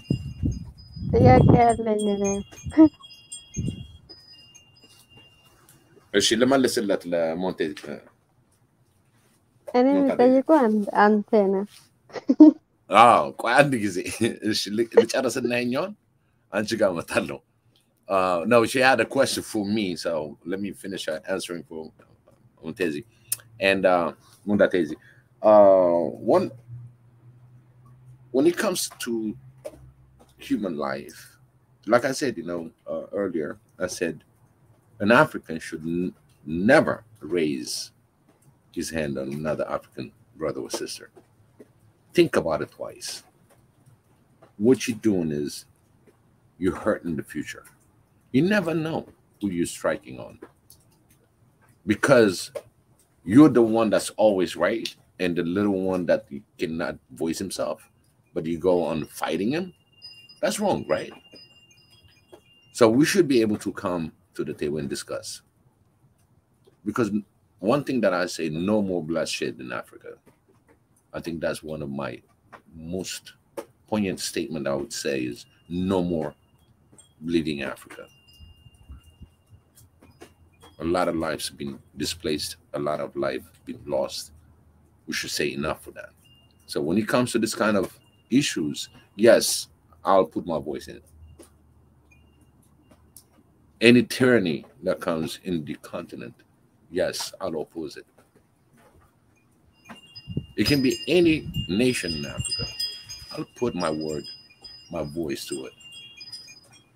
Because if they're not helping their people as leaders, what do you expect to help us in Africa unity? It ain't gonna happen. That's tyranny right there, dictatorship right there. There's a lot of things that happens in Africa that are untold stories, hidden stories. But the more people start talking, the more they put their voice in this kind of platform. There are other networks also that they put their voice, they get heard. But the fake news and all that, you don't just jump in and say, oh, they said that, and I'm not going to jump to it. I got to have the facts together. I think we need to be factual, ground level. Even some of them can be misleading also, depending on their political agendas. But again, there are sensitive areas, but something that's blunt, that's out there, we need to oppose it. We need to put our voice. But when it comes to elections, that's where I said no collusion, no colluding. Did I answer your question, Mutatezi? Mwendatezi, there's a clip that I want to play for you. I think it has to do, partly answers what you were asking. I pray that we don't get flagged for it. I think it's an African Development Bank's. It's on Africa's Development Bank's YouTube page. I hope the one flag us for this. I'll try to play it as short as possible. There's a part where it has to do. It partly answers what you were asking about leadership in Africa. I'm just gonna try to play that clip, and let's see here. Okay, yeah, okay. Let me just try to get that clip. Yeah, it's gonna show us something, Debbie. Hold on. ጥያቄ አለኝ እኔ አንተን መጠየቅ እፈልጋለሁ። ሁሉም መጠየቅ እፈልጋለሁ። አዎ የሆነ ነገር ሊያሳየን ነው እዝራ እና ቆይ ከዛ በኋላ ጠይቅኛለሽ። ኦኬ God Ezra.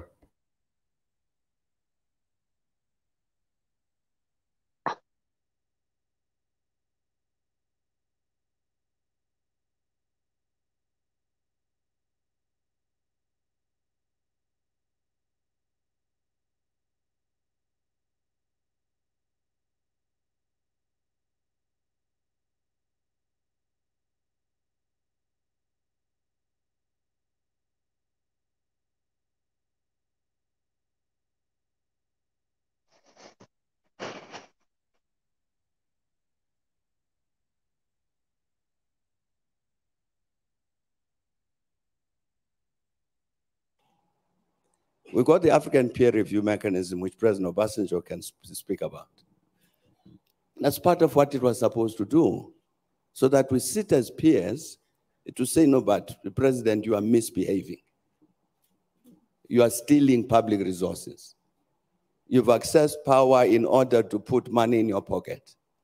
This is not the leadership we want. But we're not doing that sufficiently because we're afraid. We're afraid to speak frankly to one another about the wrong things that we're doing.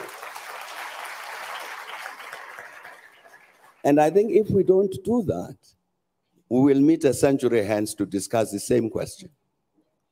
I think that critical self-assessment of the continent is necessary.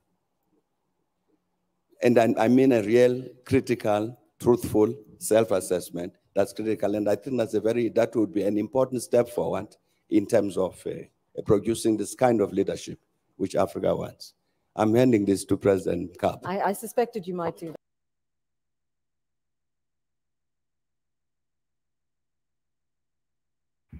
that. I hope it partly what you were asking, Mwendatezi. Yeah, actually, it was a very, very insightful video because you can see even our leaders, they are aware that their leadership is bad, you know? And I feel like we as here people in this panel, we feel like we are trying to be very politically correct, and not criticize this leadership or say, hey, that leader is not doing well. If I think we fear offending somebody, and this is and I think this comes from tribalism, because when you see maybe your leader is insulted, you feel like because he's from the same tribe, you feel like all of you have been insulted because he's coming from the same tribe. And I feel like this is the instinct that we apply to on a grander scale to nations. Now I cannot criticize the South African president because I know I don't want to offend my brother, His Excellency Ezra here, or Ezra cannot criticize, You must criticize, brother. You're more than welcome. That's why I'm one person who's open-minded. Anything, any topic about South Africa, I can answer to the best of my ability. I won't get you offended because a question helps others. Others might have the same question about South Africa or any country for that matter. And if there's things that they think they're wrong in the country, criticize. And those who might have a different view or who might know something needs to come and say, oh, that's not really true. The actual truth is A, B, C, D. And you can go through and fro in terms of the points and whatnot. I'm not gonna be politically correct about my country, and criticize the country as well. Have a balanced view, yes, and I'm open. And I'm willing to talk about anything regarding this continent, including my country as well. So just a disclaimer to everybody. I have a question for Monatezi. What is the Gada system, and is it a democracy? Because I know yesterday you were talking about indigenous systems, like African systems. Yeah, actually, it is in Ethiopia, the Oromo, on the Oromo population. I think maybe David can enlighten us on that, the Gadda system. Debbie. Yes. Can you elaborate a little bit on the Gadda system? The Oromo Tinford? Gadda. እሱ ላይ ልትነግሪኝ ትችያለሽ? የምታውቂው ነገር አለ? እንትን የኦሮሞ አባ ገዳ የሚለው እንትን ነው። ለምሳሌ እኛ አሁኑም አለ እንትን ውስጥ ሆነ ምንድነው ቃል አቀባይ ምናምን የሚለው ምንድነው አንድ እንትን የሚከሰሱ አለ አይደል? ለምሳሌ አሁን አንድ ሰው ከተጣለ ማለት ነው መጀመሪያ ክስ መሄድ በፊት እንትን አባ ገዳ ጋር ሄደ ያ ሰው አንድ ሰው ከተጎዳ ምሕረት አድርጎ እንትን ለምሳሌ በጣም ከተጎዳ ካሳ ይከፍላል። በጣም ካልተጎዳ ደግሞ ምሕረት አድርጎ አስታርቆ እንትን ይሆናል እንጂ አፍሎ እንትን የአባገዳ ሲስተም ለምሳሌ እኔ እነሱ አልፈለግም ብሎ አይደል። ለምሳሌ ጉዲፈቻ ለምሳሌ ጉዲፈቻ በፊትም አለ። አንድ ልጅ ማንም ልጅ ኦሮሞም ቢሆን አማራም ቢሆን ትግሬም ቢሆን ሶማሌም ቢሆን እኛ የአባገዳ ጋር ልዩነት ምናምን የለም። የአንድ ልጅ ከወሰዱ ያ ሰው እንደ ራሷ ልጅ ነው የሚያሳድግ። የሱ ልጅ የሚያገኝ ሁሉ ያ ልጅም ያገኛል። ይሄ ነው የአባገዳ ሲስተም። ለምሳሌ አሁን ሰፉ እንላለን። ለምሳሌ ጥሩ የማሆነ ልብስ መልስ መመለስ። ለምሳሌ ትልቅ ሰው ከሆነ አሁንማ ትልቅ ሰው ከሆነ ለምሳሌ ጀዋሪና አብይን እንውሰድ። እነሱ ለምሳሌ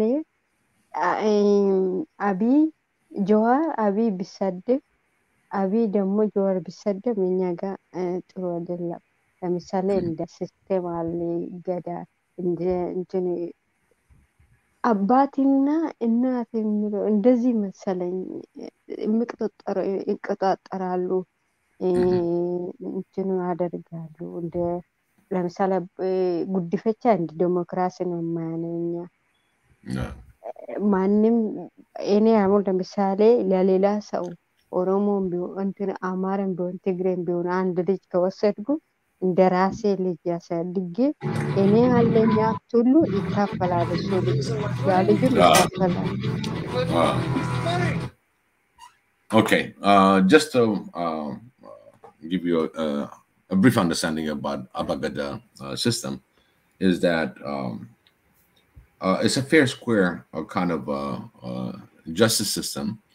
Is that let's say two people have a disagreement and they have issues. They present the case to the Abagada leadership. And what they do is they collect everybody, that's going to be hearing the cases of each.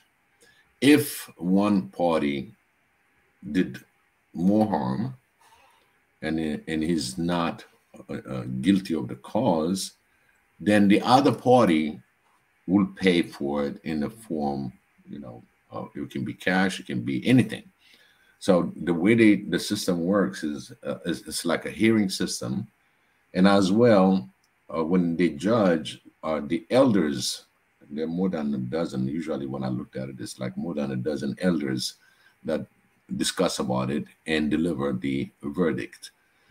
And when it comes, even she came into adoption. So from adoption point, when you give a child, it can be from Oromo, it can be Tigray, it can be any part of the country. When you accept the child, and if you have other children, you have to treat that child equally, because the Gada system will ask you if you did anything wrong to the child. So that means they're welcome when it comes to adoption of children. And it's been going on for a century. And she came in with the example also as an example between the Prime Minister Abiy and Jawar, which is another guy that's been released. And when it comes to, they bring the cases that has to be heard by all elders, and the elders will define, where to bring the peace between two of them, regardless political, whatever that is. They know how to evaluate that because there are so many elders sitting, they don't have too much of bias stand. They will look at the case. But when you look at the justice system in Western country, you got one judge. In Ethiopia, in general, they got 3 judges. When it comes to the justice system. In Britain, everybody else got their own justice system. But one of the things is the Gada system is more efficient. Your case is heard, and when they make the judgments, it's among about a dozen elders that discuss about the case. And basically, it's a little democracy per se when they vote, when they talk about the punishment and all that. It's just they don't have to go to elaborated court systems and in order to find the deeds. They also have witnesses, right, Debbie? Deborah. ምስክር አላቸው አይደለ? ምስክርም ይቀርባል አይደለ? ምስክርም ይቀርባል ግን እንትኑ ለምሳሌ አሁን አብይ ማለት ነው አብይ ስልጣን ላይ አለደ ስልጣን ላይ ነው እና እንደ ገዳ ሲስተም ስርቆት እኛ ጋር መጥፎ ነው ስርቆት ውሸት ማውራት ለምሳሌ እሱ አሁን አንዳንድ አሉ ግን አባገዳ አይፈቀዱም ይሄ ነገር ግን አንድ ደግሞ ከዋሸሽ ምንድነው ቅጣቱ ቅጣቱ ምንድን ነው? የምትዋሽ ከሆነ ለምሳሌ ለምሳሌ አሁን ቅጣት አለ። አንድ ሰው ሆነ ጥፋት ካጠፋ ለምሳሌ አንድ ሰው ቢፈነከት ብር ምናምን አይደለም የሚከፈለው። እንደኛ ልብስ ይገዛል፣ እንትኑ በግም ቢሆን ከብትም ቢሆን ይገዛል። ከዛ እንትኑ ይቀመጣል። የሀገር ሽማግሌዎች ይቀመጣሉ፣ አባገዳ ይቀመጣል እና አደ ሲንቄ የሚለው አለ፣ እሱም ይቀመጣል። ከዛ እርቅ ይፈጸማሉ። ከዛ ደግሞ ያ ሰው ቂም መያዝ መጥፎ ነው። ቂም አያዝም። እርቅ ከተፈጸመ ቂም አያዝም። በቃ ሁሉም ረስቶ እንደ ወንድሙ ነው። እና ደግሞ ስርቆት ለምሳሌ አሁን አብይ ስልጣን ላይ ስላለ ለኦሮሞ ብቻ የሚደላ ከሆነ እኛ ጋር አይፈቀዱም። ይሄ ነገር አይፈቀዱም። ለምሳሌ የኛ የሰው አንቀር የሰው አንቃን የሰው ጉልበት የሰው ላብ አንፈልግም ይላሉ። እኩልነት ነው የሚፈልገን እንጂ ሁሉም አንድ ይሁን እንጂ ኦሮሞ ስለሆነ ለኦሮሞ ብቻ ገልቶ የኦሮሞ ብቻ ሀብቱ ለቅሞ ለነሱ ብቻ የሚሰራ ይሄ የአባገዳ አይፈቅድም ይሄ ነገር። Okay. Wow. That's new. እሱን አላውቅም ነበረ። One of the criteria is, one, you're not allowed to lie. There's consequences to it. The other thing is when they give you money for the damages, it's not cash. It's not really, they don't believe in the money aspect of it. They believe in things like you're gonna buy a sheep or a cow, whatever that there is, and you present that you are paying it in that aspect of it. It depends how many cows you're gonna be judged for, how many sheep that you're gonna pay for. So the way they govern when it comes to Abagada, okay, they look at the whole thing. So she came at a clear example with Abi and Joar. And if Abi as a leader, okay, he's the leader of the country, and if they see him or he's been proven that he's to use his Oromo side and to help only the Oromo, that is a no-no in the Abagada system. They want everybody to be treated equally. That's the way their base are. Everybody's created equally, basically. And there'll be the judgments that they're going to pass through these sentences, or the thing that you got to understand is they're not biased. It's a non-biased body. And it goes all the way to the governance of the country. So if you do only for Oromo, or maybe if you're going to do just for Amara, that's a no-no in the Abagada systems. Did I answer you, Pai? Yeah, that answered my question. I was just curious because maybe one of the reasons why the young people aren't voting, because it's not based on their values, one, and they believe when they vote nothing's gonna come of it, because I really don't believe in this representative democracy thing where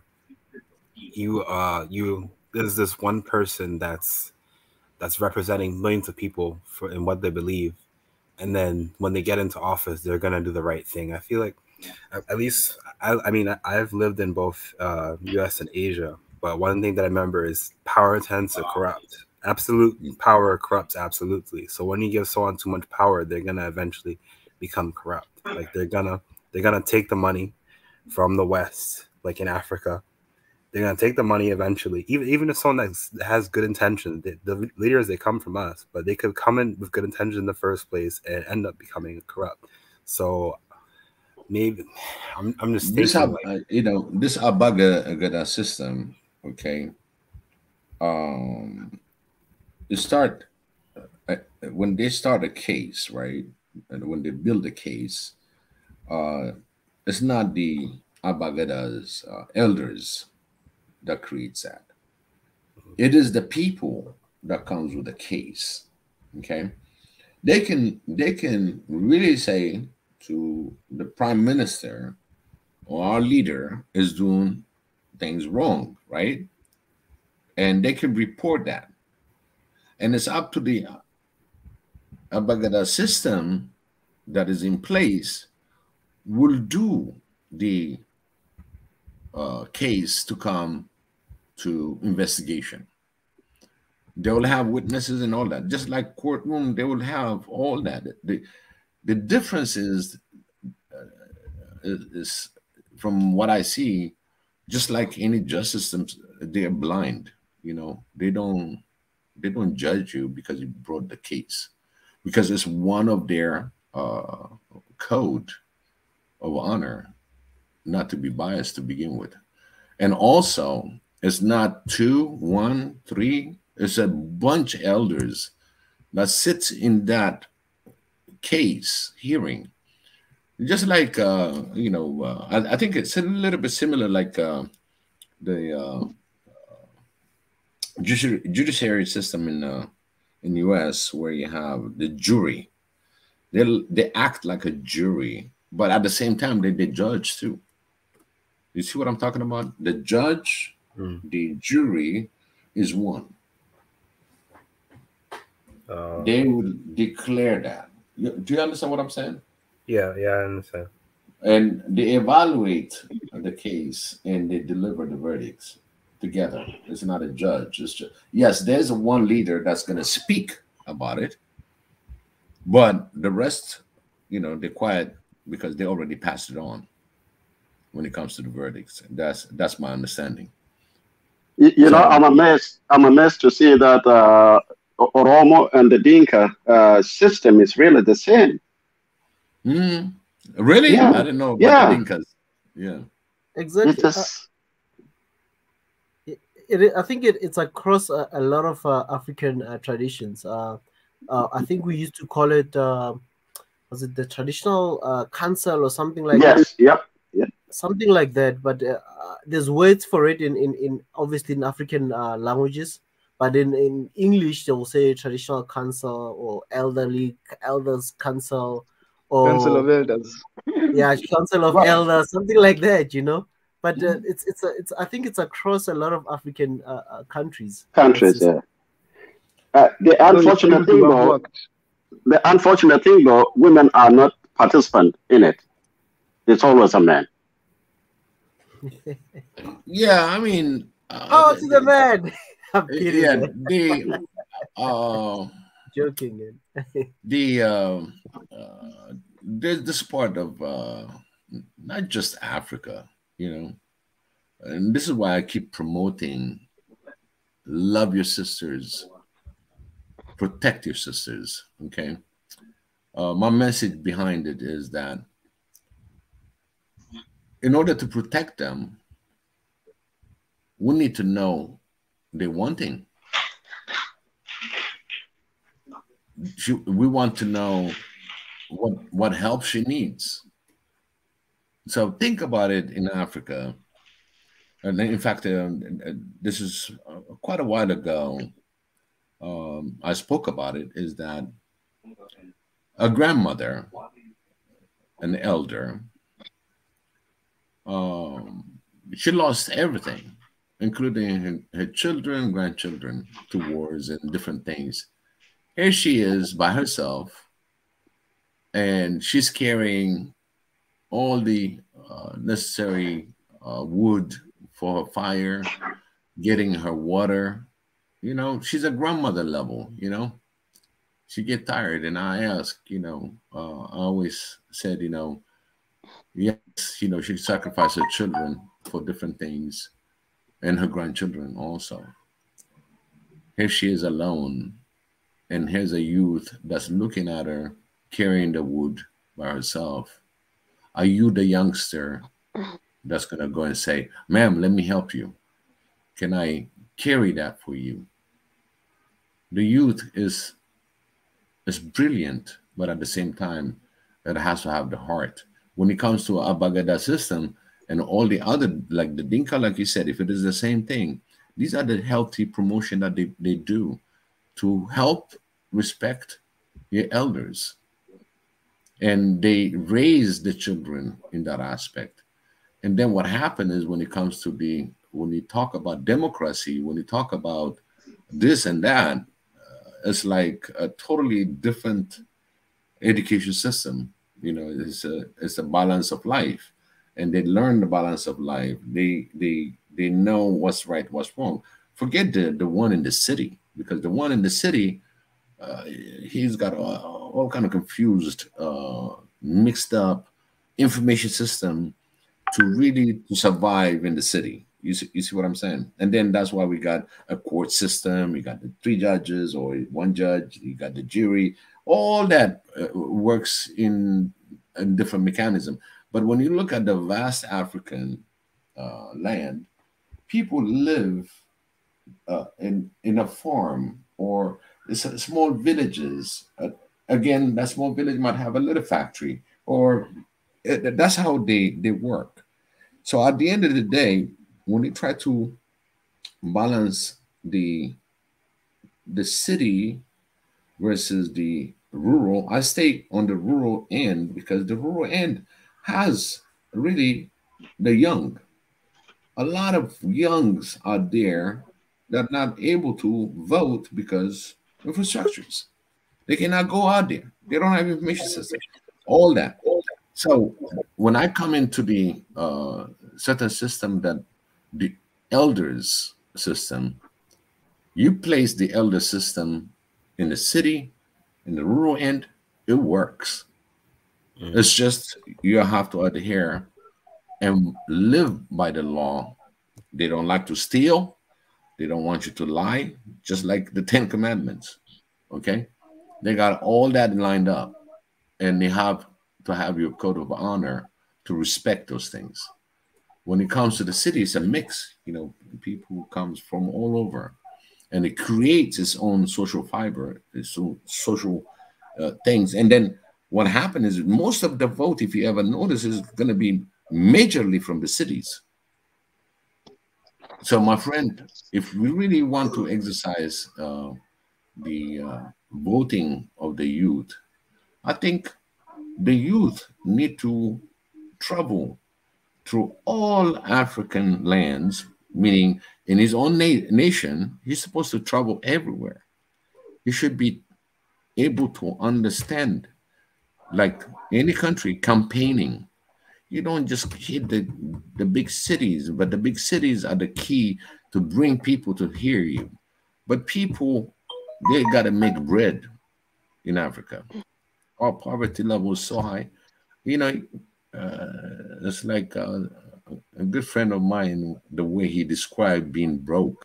Okay. He said, I don't even have the fare to go to the welfare. Okay.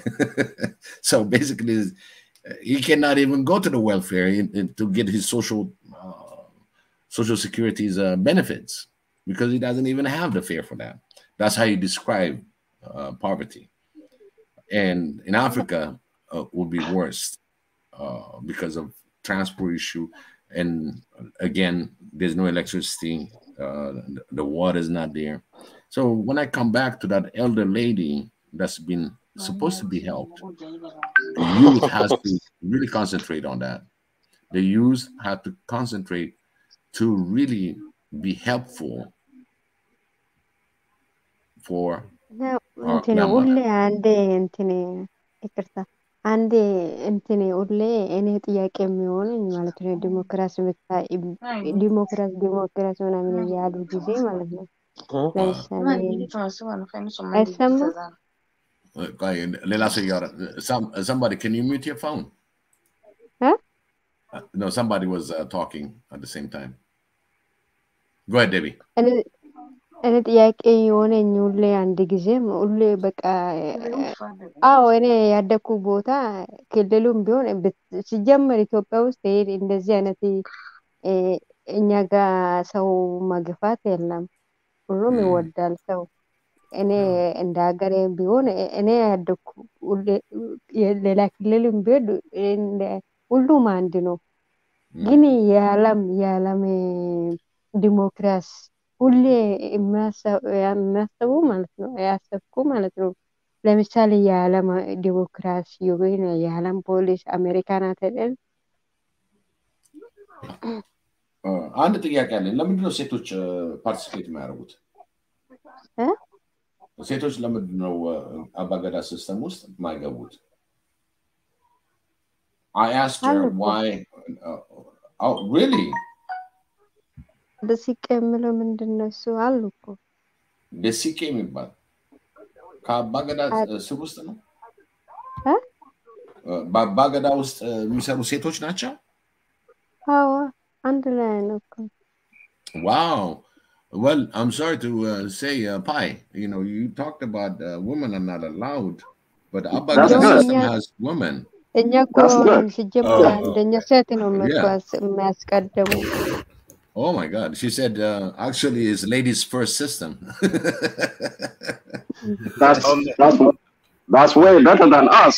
እና እንትኑ ሁሉ የሚያስቡ ማለት ነው ዲሞክራሲ የዓለም ፖሊስ አሜሪካን አይደል? እና ዲሞክራሲ እኔ ሁሌ የሚያስበው ለምሳሌ እኔ አገሬ ውስጥ ያደኩ ጭቅጭቅም አለ ምንም አለ፣ ግን ሰዎቹ ምንም ችግር የለም። አንድ ላይ ይበላሉ፣ አንድ ላይ ይጣሉ፣ መገፋፋት የለም። ቲፒኤልኤፍ ነው የሚያመሰን እንጂ። እና የዓለም ዲሞክራሲ ከሆነ ዲሞክራሲ እኮ ነፃነት ነው አይደል? ታዲያ አሜሪካ ደግሞ የዓለም ፖሊስ ናት። She said the United States is the world. No, she said, it's just funny. United States is the police of the world, And she's related to democracy. You know what I mean? So okay, go ahead about the democracy. ጥያቄ የሚሆነኝ እኮ እንደ ሁሌ ማነው ይጠይቃሉ ብዬ እያሰብኩ ነው። ጥያቄ የሆነ የዓለም ፖሊስ ከሆነ አንድ አገር ናት እኮ የምታስተዳደረ። አገር የምታስተዳደረ ከሆነ ለምሳሌ ዲሞክራሲ ከሆነ ነፃነት አለ። አንድ ሀገር የራሷ ፖሊስ አላት። ለምሳሌ ኢትዮጵያ እንውሰድ፣ የራሷ ፖሊስ አላት። የራሷ ፓርቲዎች ምናምን እብዛ አለ።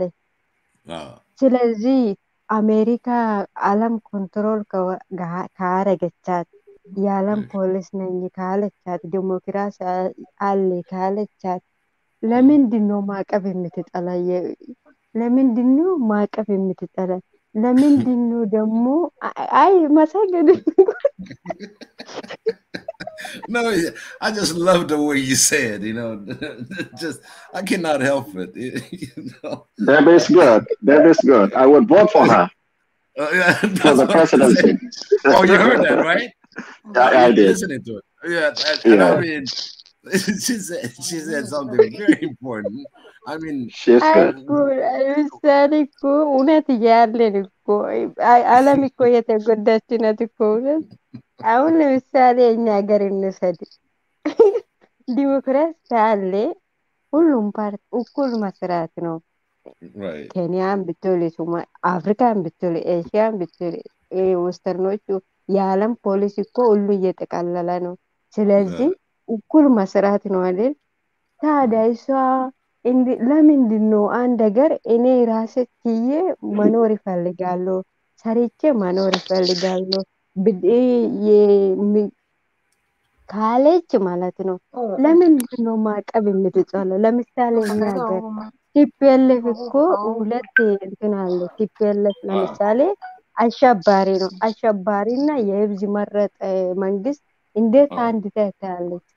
ቲፒኤልኤፍ አሁን ያ ሁሉ ተሰብሮ ማለት ነው ሰው ገድሎ ምናምን አለው እንትን ጫና እኛ ላይ ነው። ማዕቀብ ለምንድን ነው የምትጠላ? የዓለም የራሴ መብት ለምሳሌ እኔ ዲሞክራሲ አለኝ ካልኩ የራሴ መብት መጠበቅ አለ። የራሴ እሷን የምትጠበቀኝ መናገር ይሰራሉ ካልኩ ራሴን ይችላሉ ካልኩ መፍትሄ ነው አይደል? ዲሞክራሲ ነው አይደል? አንድ ሀገር ደግሞ የራሷ ፖሊስ አላት፣ የራሷ ህዝብ አላት፣ መንግስት አላት። ስለዚህ እሷ ለምንድን ነው ማዕቀብ የምትጥለው? አንድ ሁለተኛ ደግሞ አንድ ጊዜ ቆይ ይሄን እንጠይቃቸው። ቆይ አንድ ጊዜ በጣም ሰው እየጠበቀ ነው ያለው እና alright, this is the first translation, okay? What made me laugh and it is funny because the way she said it, we're in the state of mind right now who made US to be the police of the world, okay? But for her, she's saying, okay, she's the police of the world. She's administrating things according to democracy. And the same democracy should apply if it is for the human rights, all of the above defined about democracy. Why is it America decide to sanction somebody, some countries, which is non-democratic? Because America is not a democracy. That's why I laughed. It's a global dictatorship. Right. But in the name, the way she placed it was so nicely put. Okay, it's like I see America, and I'm gonna say, okay, America, you're the police of the world. You do everything according to per the democracy that you exercise. But when you come to me, why is it that you sanction me? Only thing I want is to work. You know what I mean? That's how she puts it. This big, massive, powerful country coming in sanctioning because they need to be sanctioned, which is a dictator. So, am I understanding, Debbie, that democracy is also can be a form of dictatorship in the name? It is. Yeah. I want to hear it from Debbie. Okay, Debbie. እነ ደግሞ ለምሳሌ አንድ ሀገር ከሆነ ኤዥያም አለ፣ አፍሪካም አለ፣ አውሮፓም አለ፣ መካከለኛ ሀገርም አለ። ስለዚህ እዚህ ሁሉ የምትቀለል እሷ ናት አይደል? የምትቆጣጠር ሁሉም ነገር እሷ ናት አይደል? ለምሳሌ እሷ አንድ ሀገር ሄዳ ከሰበረች እሷ ጋር ምንም ችግር የለም። ምክንያቱም እሷ የዓለም ኮንትሮል ታደርጋለች ስለሆነ ብትገድልም ብትሰብርም ምንም ችግር የላትም። እና ሩዋንዳ እንውሰድ፣ ፈረንሳይ ያ ሁሉ ገድላ ሁሉ ህዝብ ገድላ ይቅርታ አለፈች፣ በይቅርታ ማለት ነው። ደግሞ 5 ሀገር ብቻ የዓለም ፖሊስ ይሆናሉ እንዴ? ዲሞክራሲ ከሆነ አፍሪካ የሚቀጥ እንትን ያደርጋል እንጂ አፍሪካ እንትን የተባበረች መንግስታቶች ምናምን 5 ሀገር ብቻ ነው እነሱ አሁን። ታዲያ ዲሞክራሲ ካለ እኮ አንተ ከሌለም እኔ ያንተ ችግር አንተ ምኑን ማንነቱ ምን እንዴት ነው ላንተ አንተ የለም እዛ እኔ ደግሞ ላንተ እንዴት ነው የማውቀው? ደግሞ ማዕቀብ ይቅር፣ ኦኬ እንደፈለገች ሲያርግ እሷ ከገደለች እንትኑ ናት። እሷ ከገደለች በቃ እንደ ንግስት ነው። ግን እኔ ዲሞክራሲ አለ ካሉ ይስቃሉ። ምክንያቱም ዲሞክራሲ የለም፣ ዲሞክራሲ የለም። One thing that ይህንን ነገር ነው ተርጉሞ ሳረሳ በጣም ትክክለኛ ነገር ነው የተናገርሽው እና one of the things that she said, okay, has been the world police, okay, she does a lot of influence in different places in the countries, including, she said, the East, we're talking Chinese and all that, right? She still have the influence on them, and she still have a way of doing her way. And specifically when she comes and break a country, she's like a queen. It's like her right. She's doing the right thing, and nobody question it. So where is it that you're trying to teach me democracy, but your democracy, what I'm learning is just murderers and dictator, just not exercising what you're preaching, basically. That's the question that she's got. Why she has all the rights and whatever she does is okay with everybody. Nobody stands against it, even though we're trying by saying no more.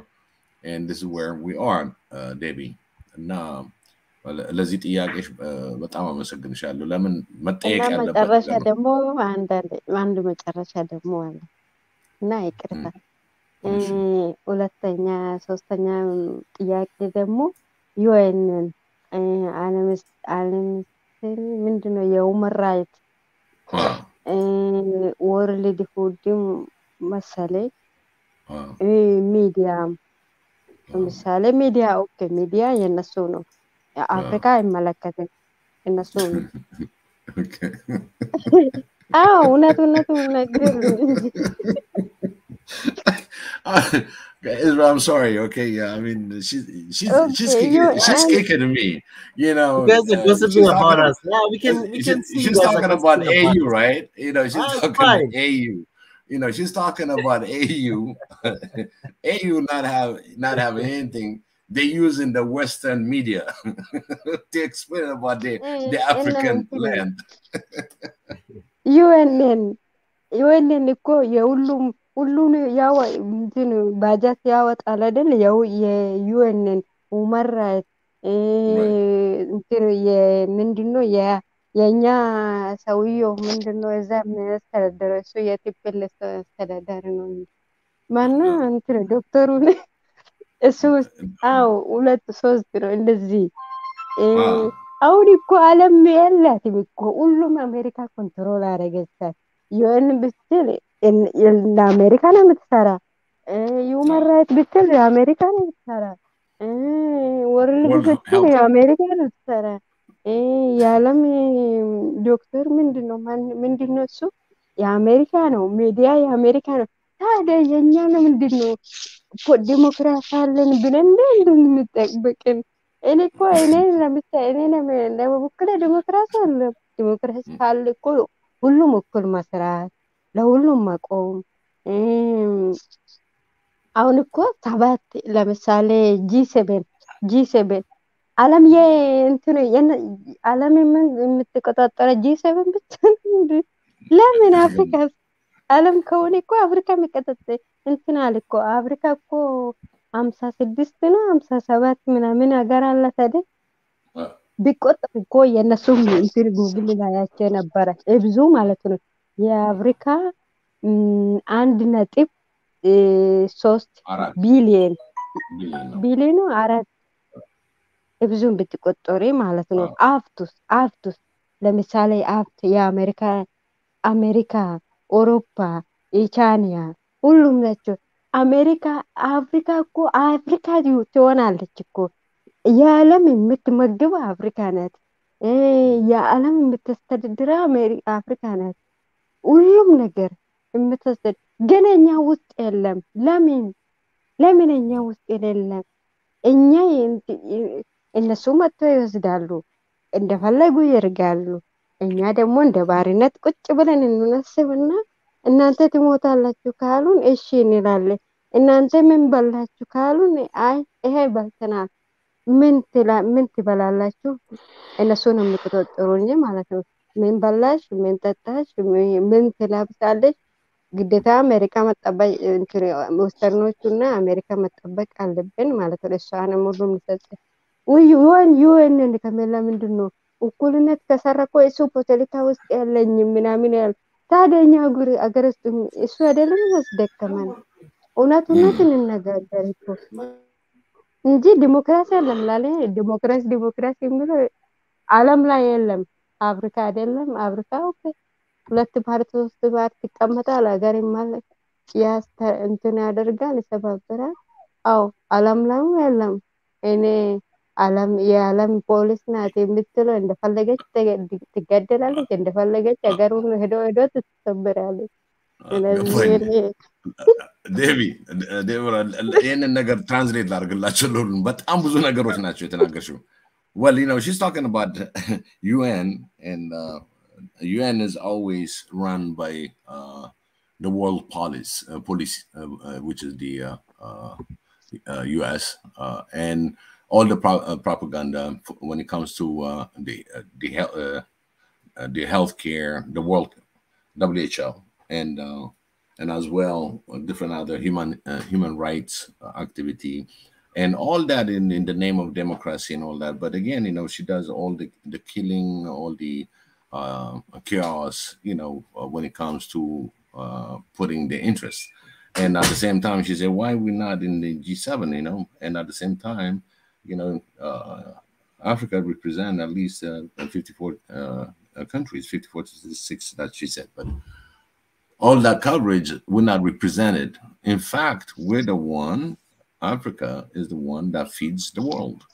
With everything she's got, Africa feeds the world, but we're not getting the same treatment, you know, basically.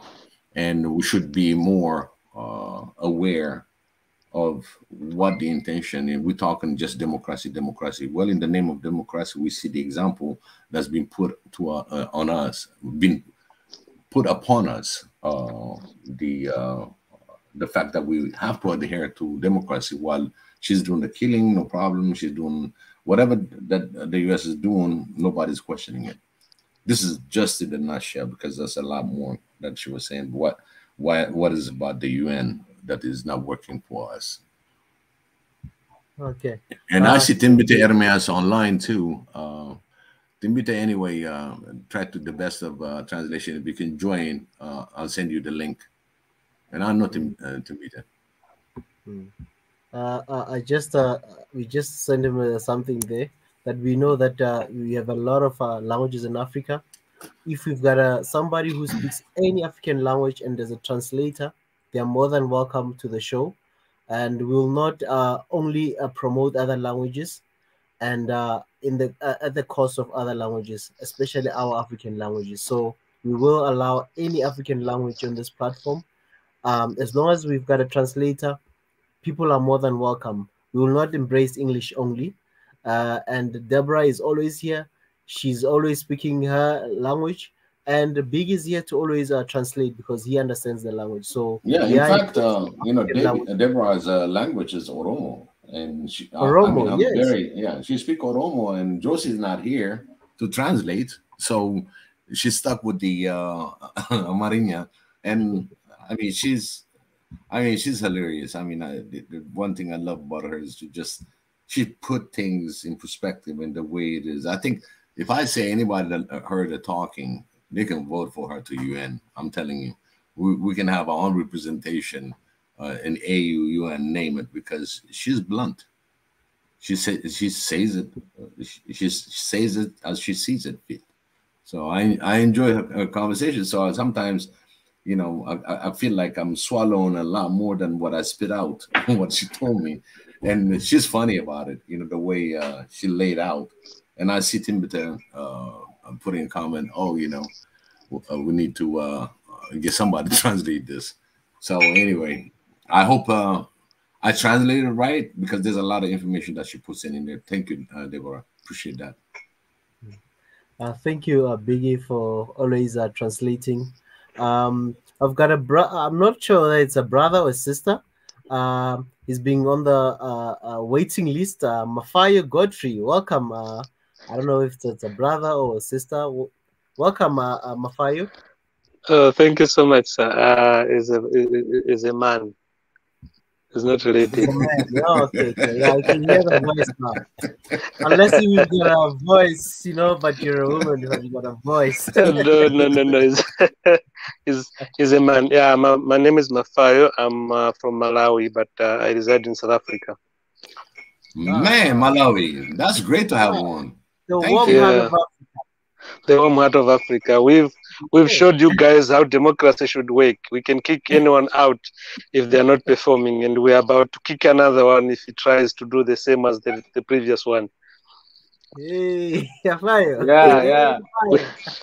we're on their neck. We're already trying to get them because we every day we're uncovering what they're doing and we're telling them straight. Guys, 2025, come see us again and tell us lies, you're out. Wow. Yeah, I heard Malawi has a very that strong country is very judiciary. small.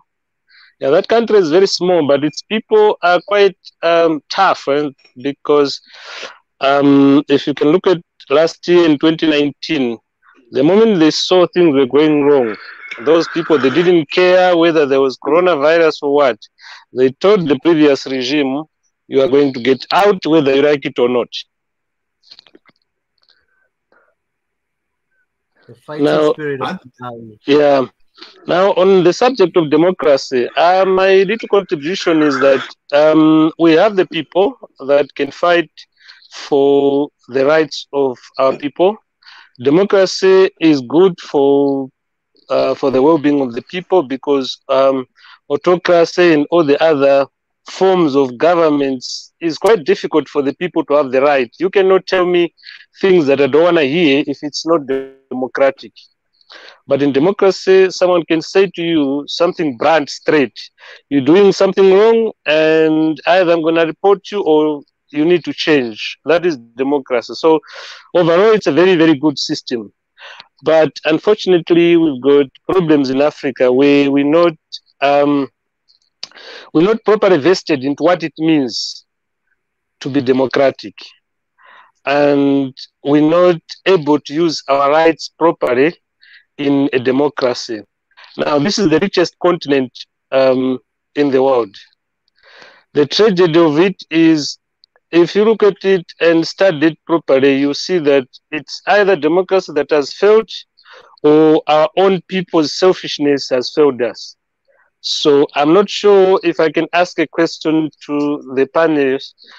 Which one has failed us? Is it democracy or is it our own people's selfishness? Because in history, since it all started, before even democracy came, the kings sold us, everyone that has got power. Even if I gain power today, in so many ways, I change. I don't know whether it's the Western influence or whatever it is, but I think there wasn't Western influence when those people came in from the start and they exchanged people with guns and people with all sorts of stuff for the king to be powerful.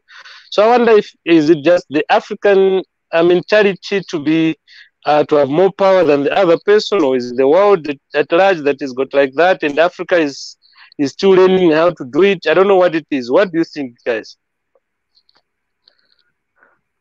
I think I'll throw that question to Mwenda Tenzi first, and then Achul as well.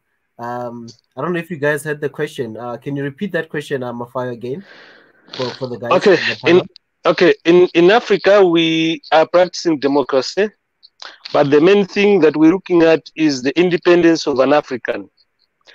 Unfortunately, what has happened is if I gain power as an African, I also want to oppress another African. Instead of fighting for an African, I want to oppress them. And I can even sell my fellow African rather than love them and rule like a true African or a democratic African.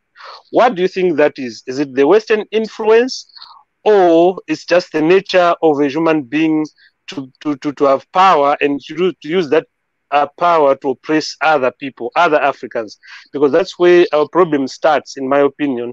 Because you cannot develop if you oppress others. You need to give them the chance to be able to develop, and they also have to give the other person the chance to develop until everyone develops, whether it's in knowledge or in money or in any form of development that each person needs. But an oppressed person cannot develop. So what do you think that the problem is in that term?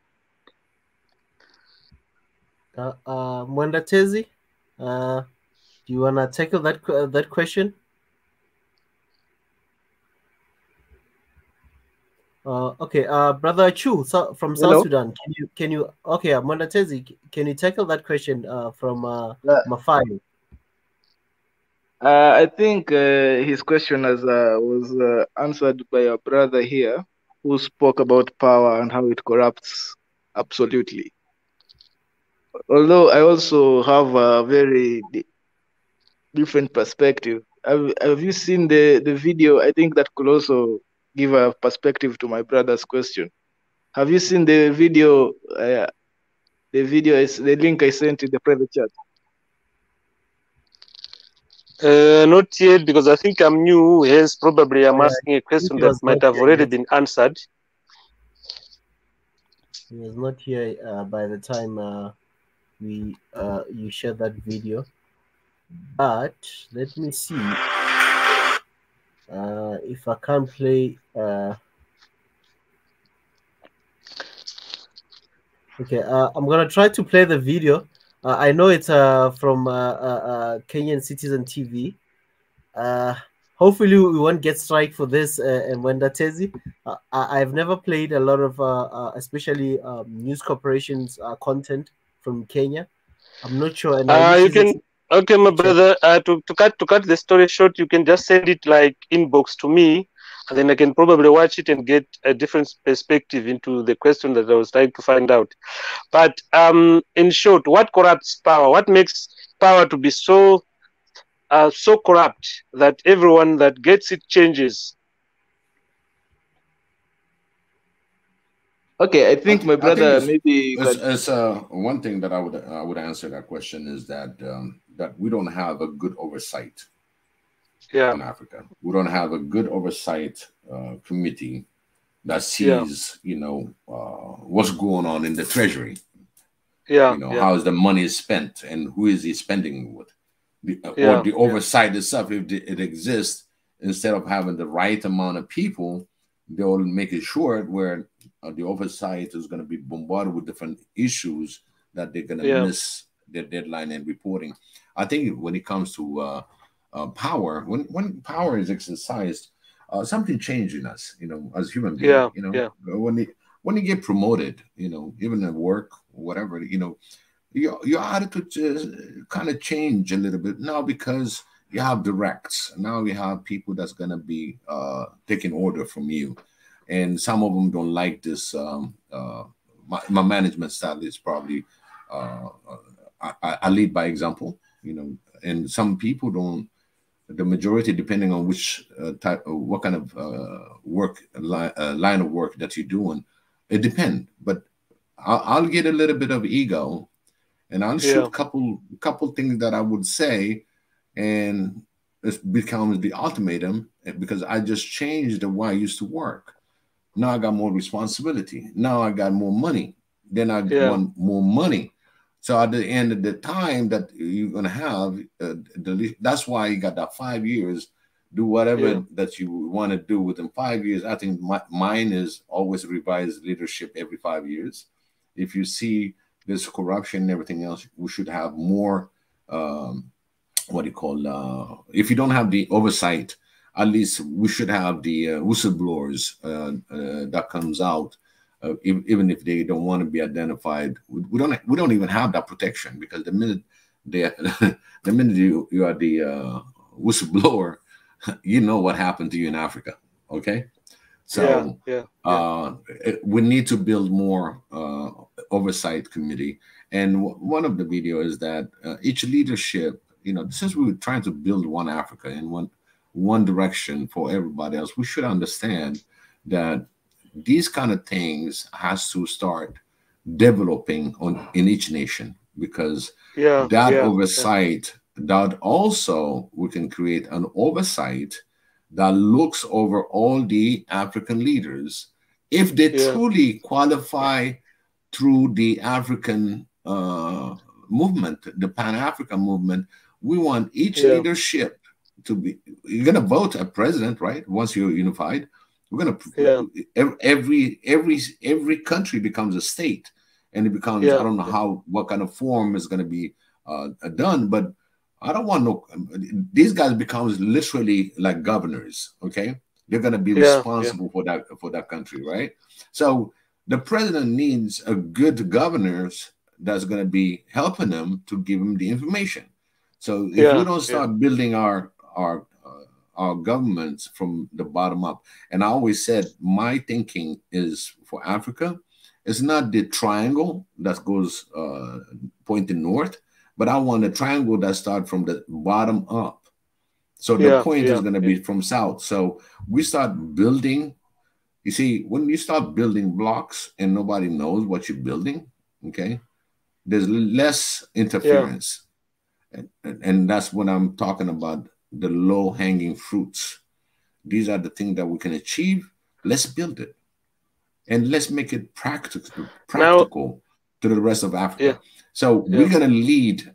We're going to be leading by example. And I don't know, since your first time, and I always called all my African brothers and sisters that joined this panel and that really put themselves in here in the comment and spend more time. You're an ambassador. You're responsible. We're all responsible for what's going on in Africa. No matter what, you still exist. You got to put your voice out. Yeah. Now, everyone that has developed has had to take very, very difficult decisions that probably you have to suffer first before you get to a point where you've made it.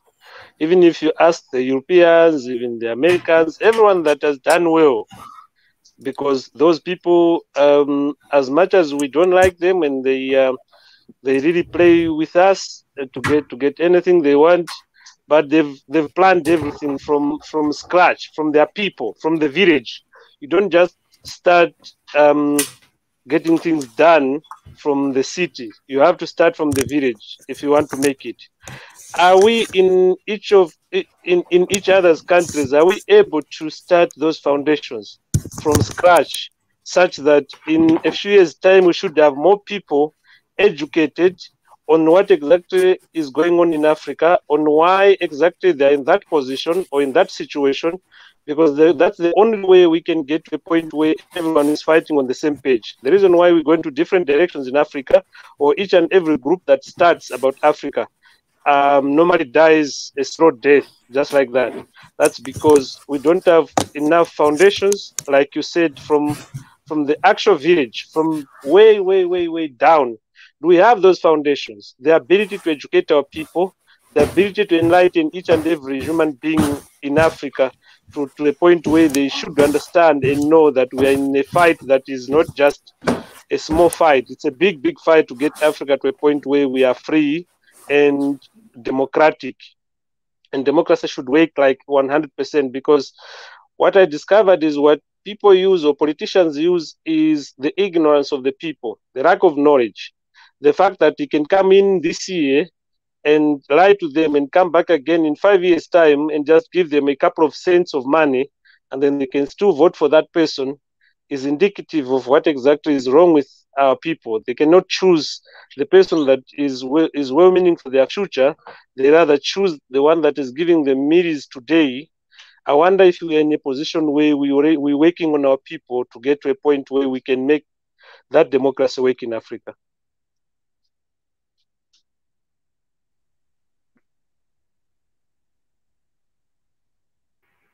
Okay, well, I was muted. Sorry about that. I'm trying to talk at the same time. I'm thinking I'm talking, and then only to find out that I'm muted.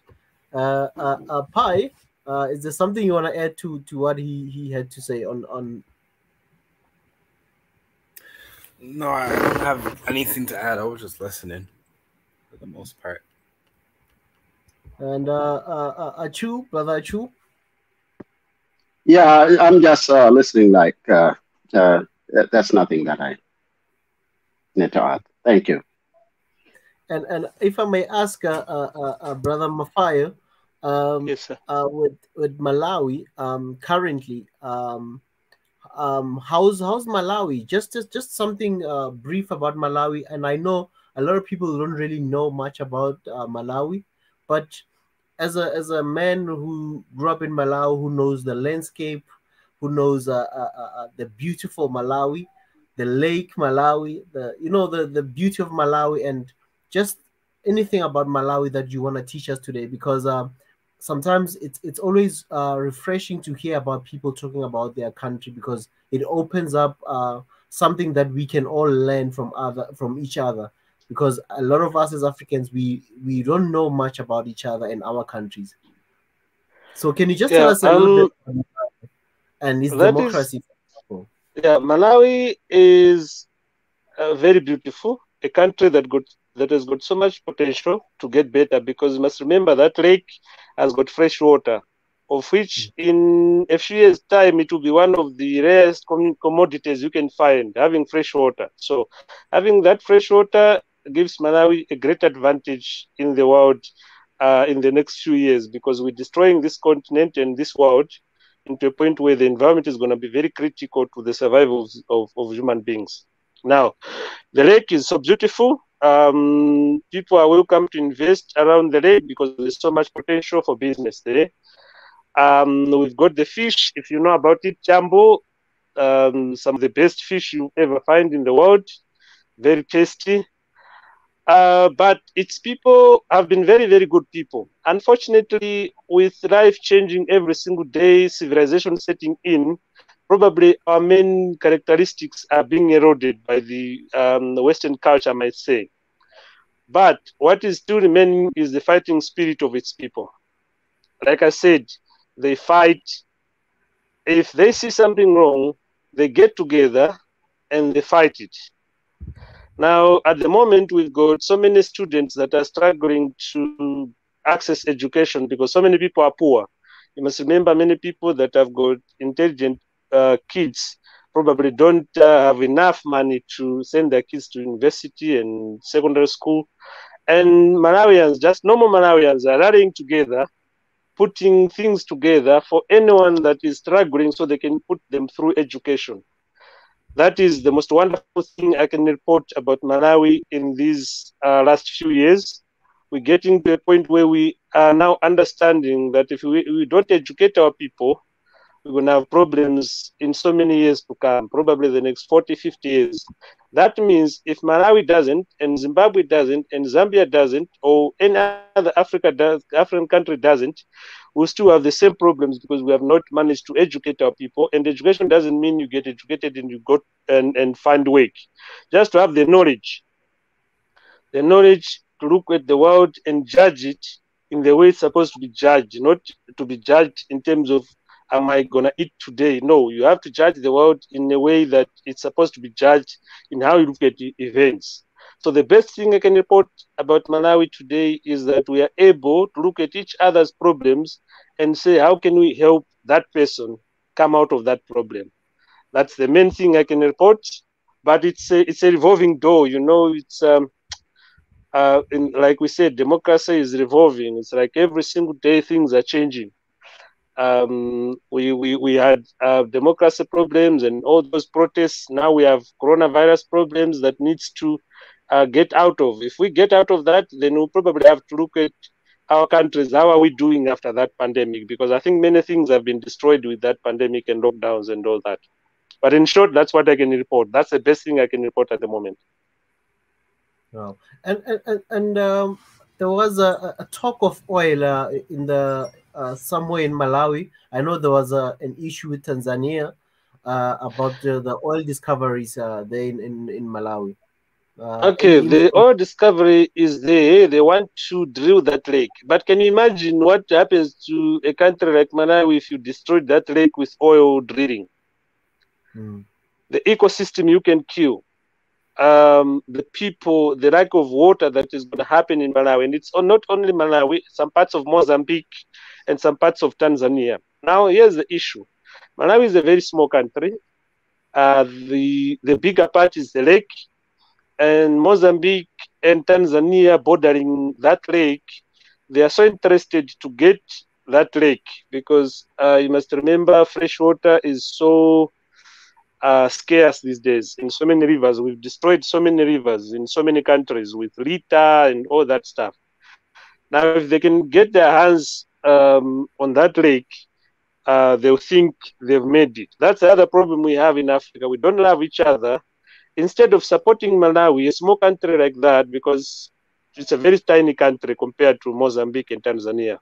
So the issues are there, but those issues are dealt with every day. I think it depends with the leader that is there, because you can easily communicate with the Tanzanian leader and the Mozambican leader if you agree to talk things through and make it clear that this is our source of life. Lake Malawi is the source of life for Malawians. And if you try to take that thing away, it means like it's the same as I come to your house and say I'm taking your wife away. That's how big it is. So to me, anyone that wants to talk about Lake Malawi and they think they can take it away is the same as just coming in and shooting all Malawians and killing them. And anyone who wants to drill oil in that lake is probably trying to kill them, because of course, as much as we need the money, but it cannot come at a cost of drilling Lake Malawi. Oil destroys the ecosystem, and we could lose more than we could gain with drilling oil in the lake. Wow. Yeah, I agree. Yeah.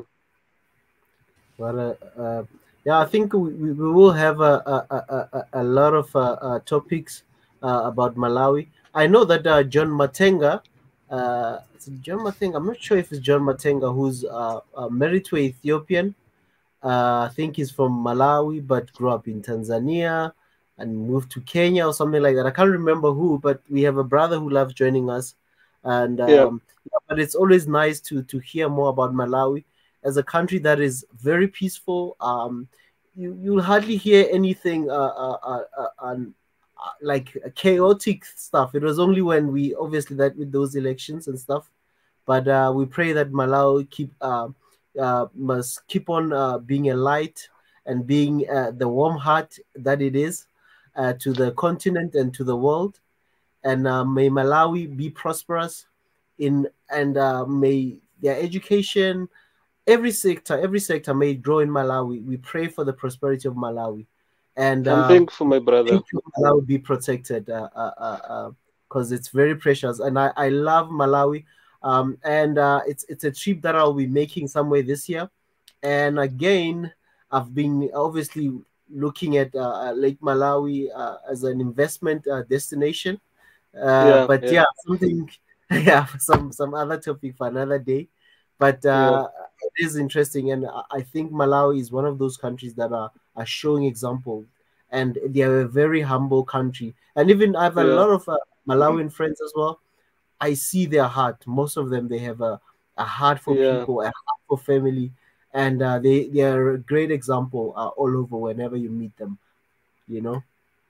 Yeah, thanks a lot, my brother. Let me just say to our friends in Ethiopia, I hope you can salvage your country. I hope the outside influence does not destroy that country, because I don't know if we have Africa without Ethiopia. If we destroy Ethiopia, we probably don't have Africa. That is our benchmark. That is the only country that has never been colonized. If you let people from outside destroy Ethiopia, and any African who supports anyone outside or anyone who is fighting war in Ethiopia is not a true African. I would like to say that, and I wish our friends in Ethiopia to get to a better situation. My sister, I couldn't hear much of what you were saying with the language, but I feel like we need to know each other's languages. So sometime I might take up time to learn some of those languages. But yeah, I feel for our friends in Ethiopia. I hope the situation gets better. I feel for our friends in Mali. I hope the situation gets better. And in Sudan, we need those people. You know, if we can get the likes of Sudan, Congo, and Zimbabwe, Ethiopia, and the Francophone countries, if we can get them to a point where the democratic and the things are running smoothly, I think Africa can develop very, very quickly. Because you must remember, the Congo is whatever that the world offers, the Congo has. Imagine if we got the Congo right and the Central African Republic right. If there was no war in those countries, we would be in a very, very good space. They would be more powerful than some of the European countries or the Western countries that we have at the moment. So let's work together and let's get peace first. Peace is very important. As a Malawian, I value peace more than anything else I can get in the world, because I know how important it is. Mfayo. Yes, sir. Thank you so much for your passion. I see that you looking at the way the situation is in Africa. You put it straight out. You know, it's not just because I'm Ethiopian, but at the same time, you understand the tipping point of the fate of Africa. And Yeah, yeah, our leadership is doing the best. Is elected, yeah, uh, yeah, fair and square. We have a few things that we're gonna get over the hump. There's one thing that he said, when he gave it a soccer example. This is one of the journalists that said it. He said, every time he decide, right, you are yeah, either for him, and then the next thing you know, they want him out of the picture. He cannot make a decision. Then yeah, when he makes a decision, they say, "Oh, no, no, no, no, that's a wrong decision." Okay. But yeah, the thing that he said, and I think we should look, he said, he gave an example of famous soccer players, in England. And he said, those teams, whether they lose or they win, they always keep their uniform.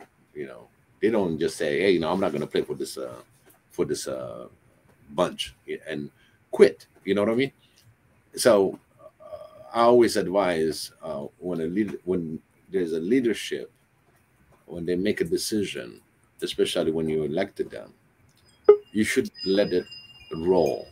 That's our problem, in Africa. The minute the government says something and to make a change for better, we have a tendency to get up and say, "No, he's not making the right decision," and then you become like a cafe talk. You don't understand? But if you're really elected, you're just going to have to wait and see as things. We need patience with our leaderships.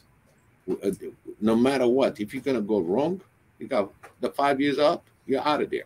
Or if you are really doing wrong, you can impeach them. You can get them out, just like Malawian did. So that's an example. They didn't like it, and they got out. It's out. But now again, they got another dilemma, and they're trying to play with it, trying to get the right person for the position that is elected officially. And delaying their election will deprive them. I know one thing, that Ethiopia delayed the election system because of COVID. Again, he said about COVID. COVID has a lot of advantages and disadvantage. Believe me, it has an advantage because when we got hit by this plague, when everything gets shut down, you don't go to work, you don't do nothing. The only thing you got to do is soul searching. So a lot of people that stayed home, they start looking at their life. They start revising themselves. They start going like, am I in the right direction the way I lead my life?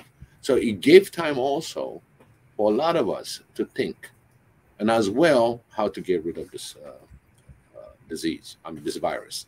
So remember, where you said about Ethiopia, I'll tell all my African brothers and sisters, is the most important thing. There are talks that they want to move the AU from Ethiopia. Because think about it.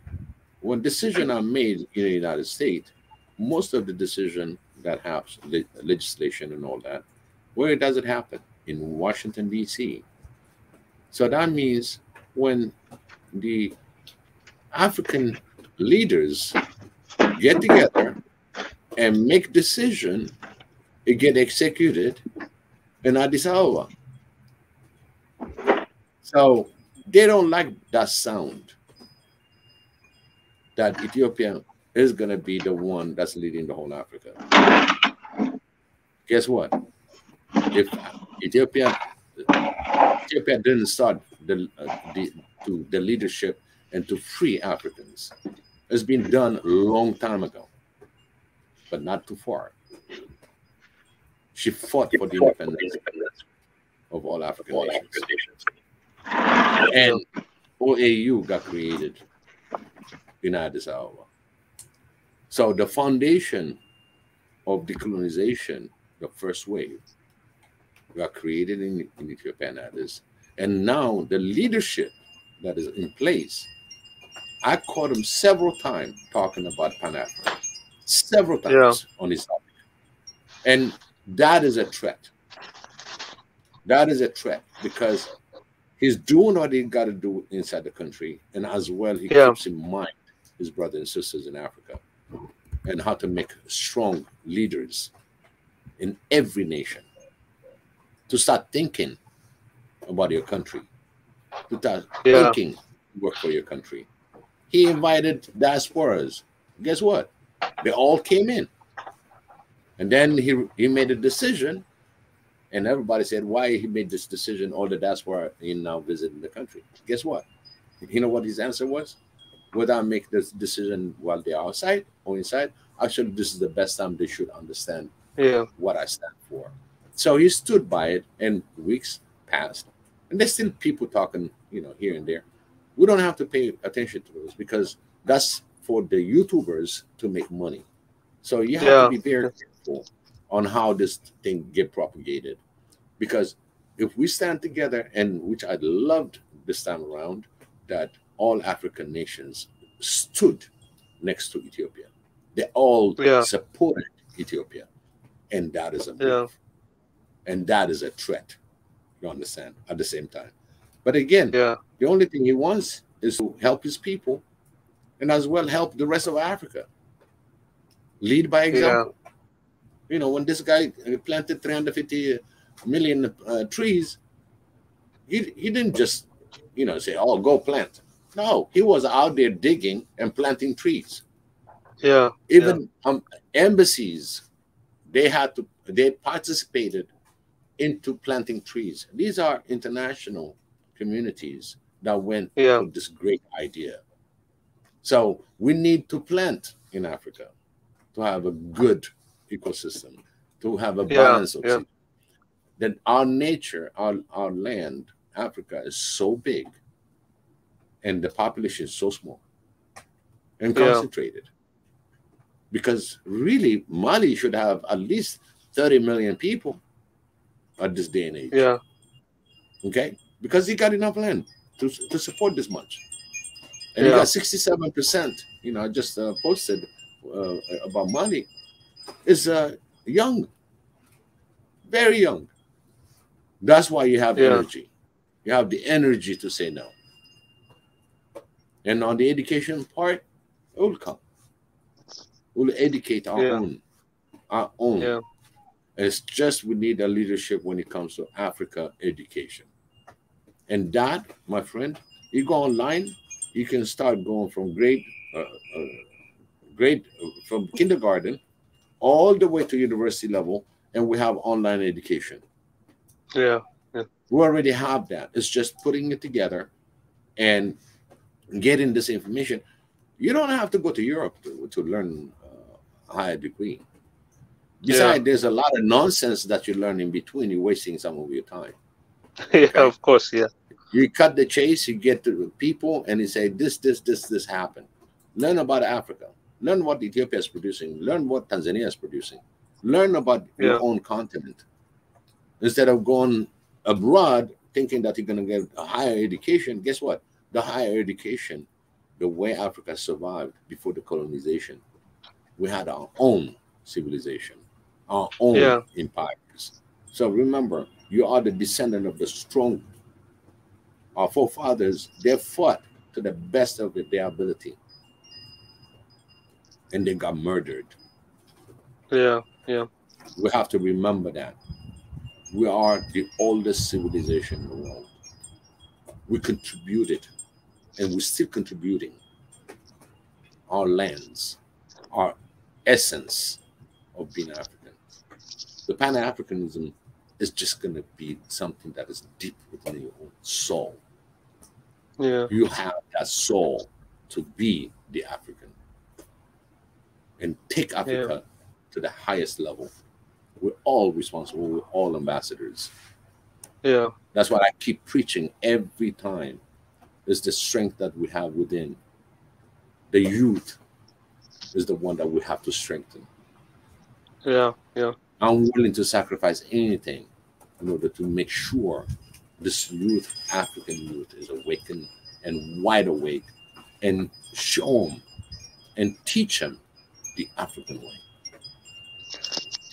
And that's the key language. Sacrifice is an African willing to sacrifice, because whenever you're fighting for freedom, sacrifice is the word. Sacrifice.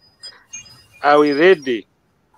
If we are ready, we put in the work and we sacrifice. I'm pretty sure we can achieve half of the things that our generation that has just gone, the 40th generation, has failed to achieve. Sacrifice. Are we ready to do that? That's the key language that we can use everywhere. Because our forefathers sacrificed themselves. Yeah. For the future generation, as we fight. Yeah, guess what? They sacrificed, they won. We're going to be part of the forefathers that sacrificed their time. Yeah. Generation after generation. I expect this generation to take over. Yeah. And we know we have sufficient educated body, the African way bodies. Not, because you went to Oxford University, because you went to different high-level prestigious university. No. We have people that are well educated enough to bring us to a next level. Yeah. We got the scientists, we got the engineers, we got everything. The medicine. There's a lot of medicine that's been explored but never came into fruit because we're fighting against the farmer. Yeah. There's a lot of things that we have and that is not being shared. We must definitely have some sort of unity on targeted main issues. What brings Africa behind? We got to bring it back. The minute the internet got created, I told you before, you didn't probably hear me. The minute that internet came in available to Africa, we became 500 years forward. Can you imagine that? Yeah. 500 years forward. We have information system. It's just how to use it. Yeah. And pick the one that's going to be for helping us. There's a lot of junk out there. Pick and choose what benefit African and the youth specifically. Yes. Thank you so much about you talking about these issues, and really we want you to keep coming. Please leave your email. We've been asking on the private chat your email and everything as well. Okay, let me just send it quickly. Yeah, send it in. Definitely. And our brothers in Sudan, we support 100%. Our brothers during the bad days, the Sudanese people are the one that rescued my people. When they left Ethiopia because of tyranny and dictatorship, all Ethiopians went through Sudan, and Sudan took care of them. So now it's time for us to think about Sudan to replicate their need. We don't forget. Thank you, Brother Biki. South Sudan, had it not been because of Ethiopia, they would have not gained that a little piece of mind, although we went back into crisis in 2013 and also 2016, but Ethiopia had always been there, starting from Haile Selassie, even to Mengistu, even to our brothers that were misled and caused our sister country to go into the situation that we were talking about, that our brother Moneteza was talking about. And Ethiopia had always been there, not only for the formation of fighting for the freedom of the continent as a whole, but also seeing that their brothers and sisters that are oppressed in their own countries, they also gave a help to them. And so, yeah, well, I would have loved Sudan to have been still a united country, because divided we fall, united we stand.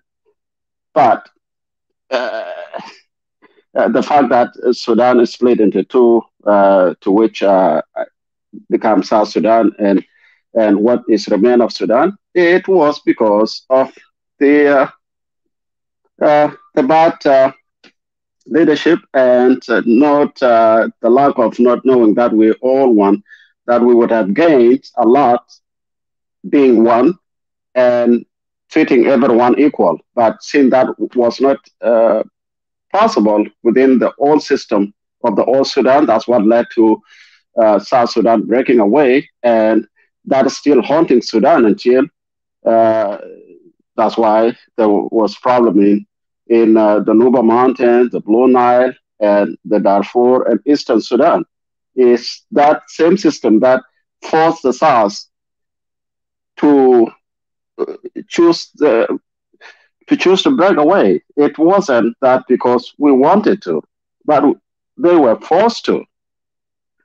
And so we love to, because if we talk about uniting the whole continent, the unity should always start at home. And we need to work on this issue a lot as Africans. That the same thing, that was what our brother was saying, that if Ethiopia is broken up like what we experienced in Sudan, then there will be no hope for the United Africa.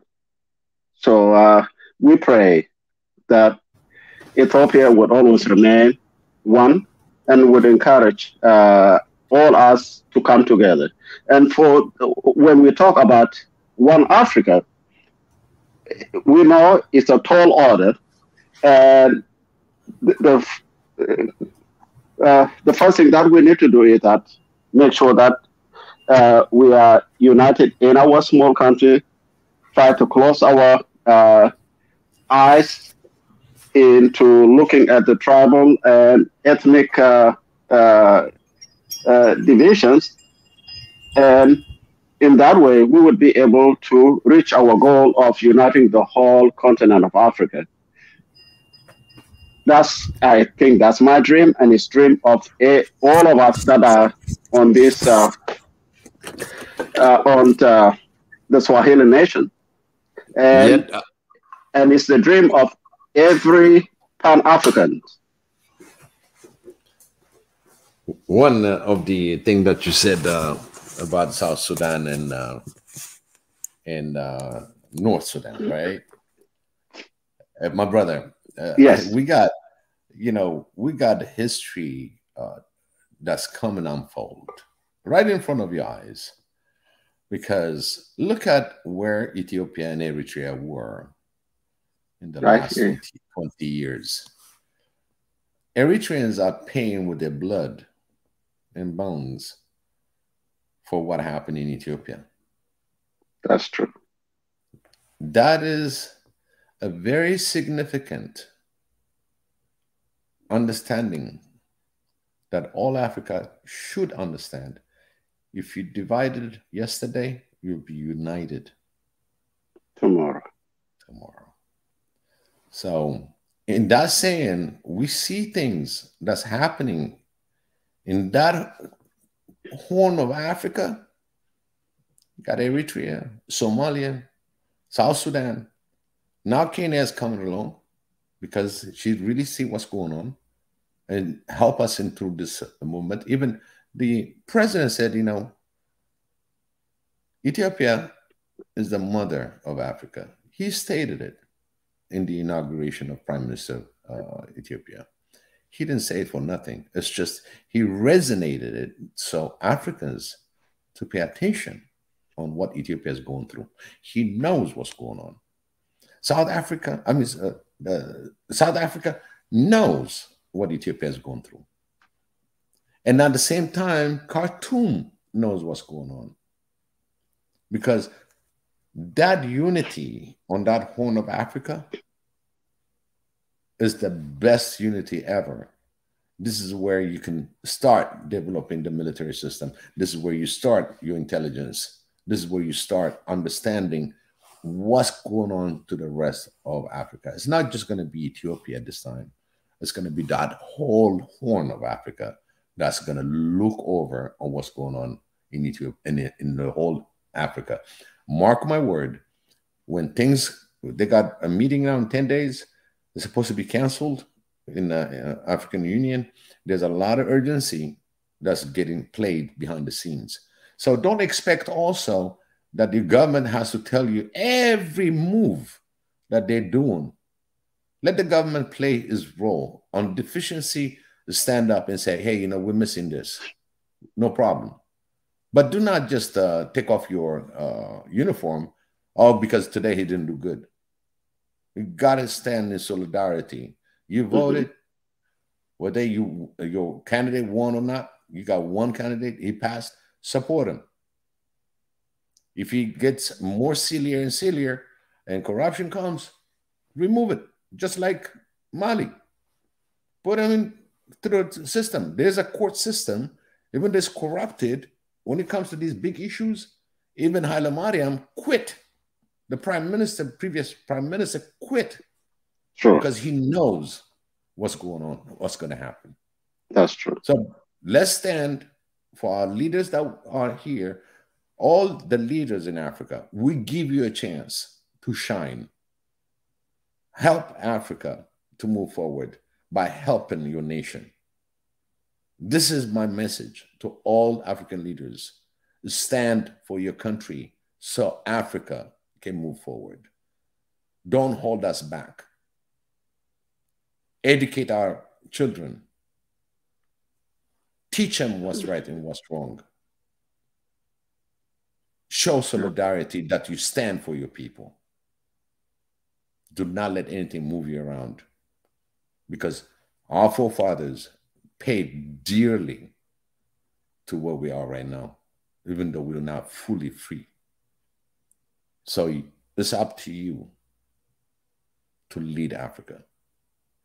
And that's why I keep saying this panel and people that listen, commenting here, you're all ambassadors.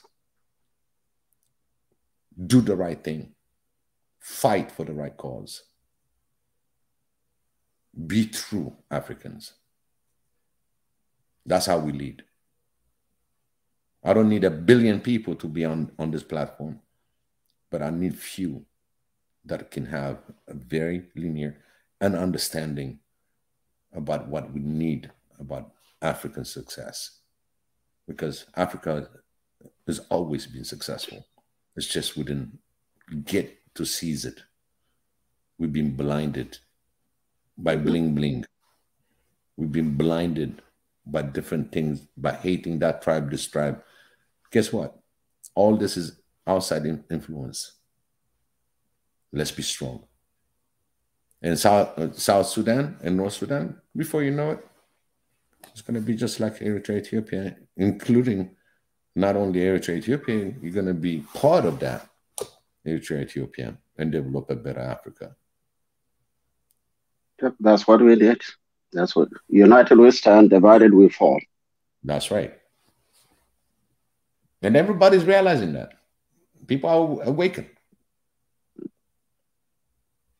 Only few good leadership that start igniting and attaching Africa the way it's supposed to be, with no frontier. What we need in each and every country in Africa, with all the different tribes and ethnic groups, is good leadership. A leadership that will not look and judge people according to the ethnic groups or according to their tribal group. And that's when we were talking about the upcoming election in Kenya, that people should not look that this is from my ethnic group and that is not from my ethnic group. Always, we as the sons and daughters of Africa should always try to choose someone who would come and make us move forward, not backward. Absolutely. And now we got all the tools. Tools are coming. They've been put together. We getting facts. We're getting certain what's misleading, what is the right information, where you can question your government. We still have the tools. It's not just talk. We're just gonna have to. One thing I think we fail in Africa. The way I look at it is the fear not to lose. It's the fear that, okay, I'm getting this much money or contribution to help my country, and if you follow the money, you know exactly what they want you to do, what to give up. And that fear to disconnect, okay, I might not meet the budget for this. And everybody knows about accounting or your personal life. You got certain budget you got to meet. You got to pay for all these things as an individual. Okay? So if you're going to buy something that you cannot afford, you know you're not going to buy it anyway because you cannot afford it. Yeah. But if you live within the means that you have, this economics, okay, and the leadership sees the same thing.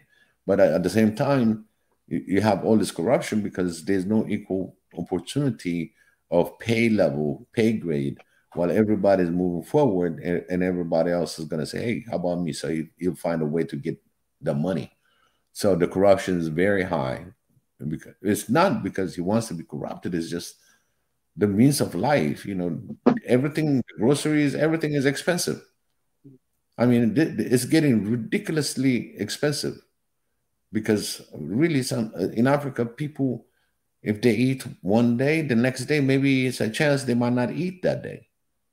You're talking about water. It's simple commodities, you know, and let alone when it comes to leadership on things that they do in order to have this lifestyle they never had, but they got in position. And then, you know, of course, they look up for the balance. Yeah.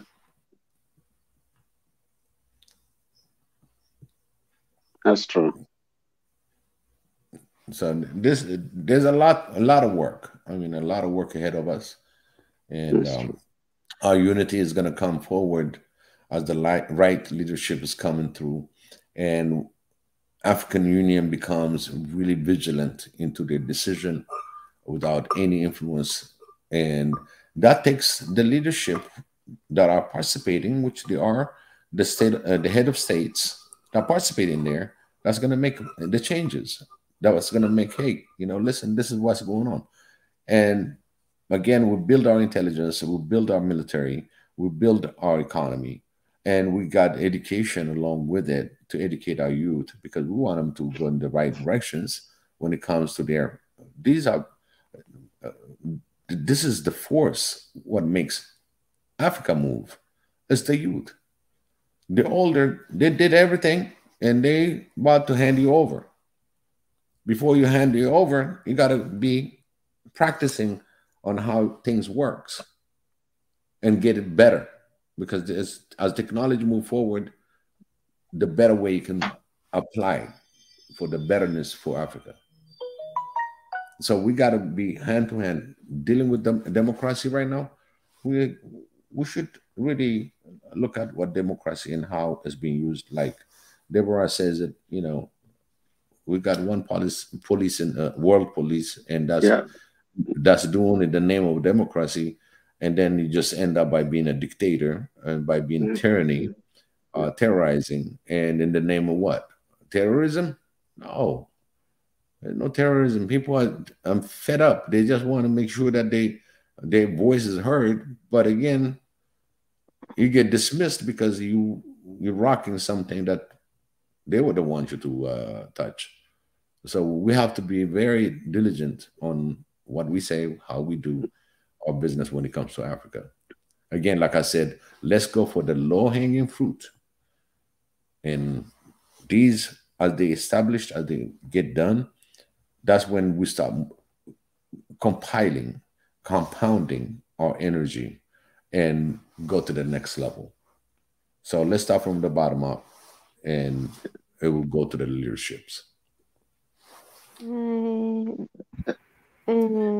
Family, because of time, as you all know, I will be taking like some closing comments regarding this topic, and we will have more topics, more chances to speak more about this, and we can really talk more about the ins and how democracy has failed us in what way, and all those things. Because I think most of us we just touched on it. We really didn't go deeper in terms of the real points, the real reason why it's failing or why it's really working.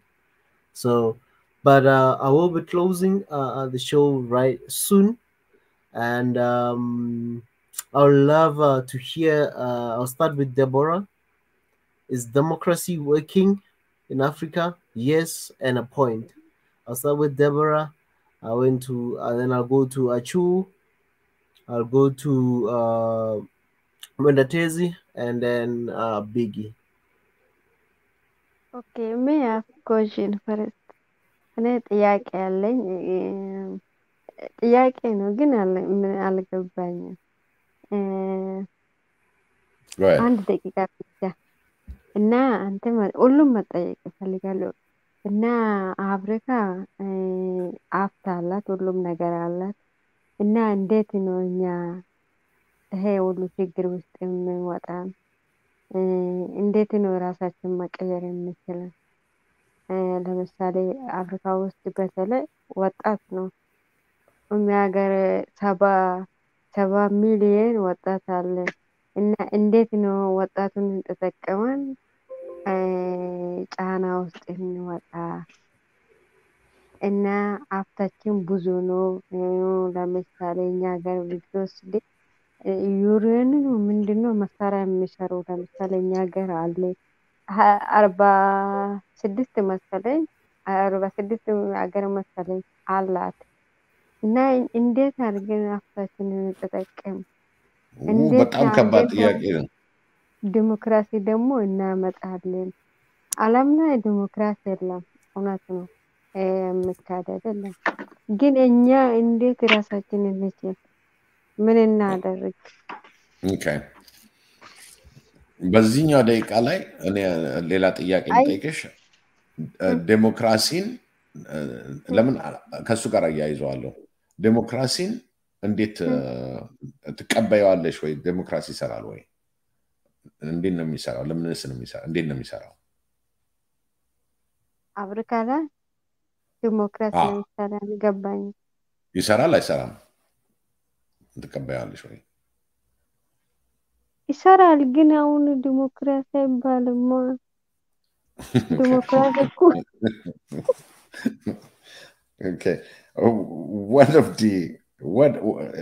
Okay, one of the answers is yeah, you know, she believes in in the democracy, but the one that we have in Africa is not really democracy. እኔማ አላየሁም። አሁን እኮ ምንም አላየሁም። ዲሞክራሲ የለም። ለምሳሌ የዓለም ዲሞክራሲ ከተስተካከለ ነው እንጂ አፍሪካ ውስጥ እናል ለምሳሌ ማሊ የተመሰች፣ ሱዳን የተመሰች፣ አፍሪካ ውስጥ እኮ ዲሞክራሲ ይሰራል። ካሁን እኮ ለምሳሌ 1-3 ሀገር ዲሞክራሲ ካላት እኮ አፍሪካ አይደለችም እኮ ዲሞክራሲ ምን የሀገር ነው ዲሞክራሲ የምንለው እንጂ። ለኔ ግን ዲሞክራሲ አፍሪካ ላይም የለም፣ ዓለም ላይም የለም። ይቅርታ ግን Okay. All right. In a nutshell, you know, yeah, there's democracy, but none of the countries are really applying the true democracy the way it should be done. Basically, she questioned herself, and she also asked, you know, within her questioning is, we got all these youngs, you know, that are out there in Africa. How can we develop them? So I told her that would be another question for another time, but at the same time, that was one of her questions. how can we get the youth engaged into having our own democracy, literally our own children, the young, like 70 million youngsters in Ethiopia, as an example, and how can we get them engaged? That was one of her questions. Or in fact, she says the whole Africa youth, how can we get them engaged? Look at it. Ah. Okay. Now, I'm selling. Yeah, she says she doesn't have the answer about how to get the youth engaged. So I think we're gonna have another topic on that, how to engage the youth, because it's a big question. Okay. Thank you very much, Deborah. Brother Chu. Yeah, brother Ezra, is democracy working in Africa? Well, Africa, with its 54 countries, there are some countries in Africa whose democracy is working, at least to like South Africa, for example, Ghana,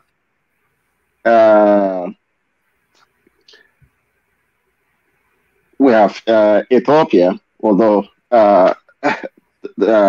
even with the crisis that happened in 2020.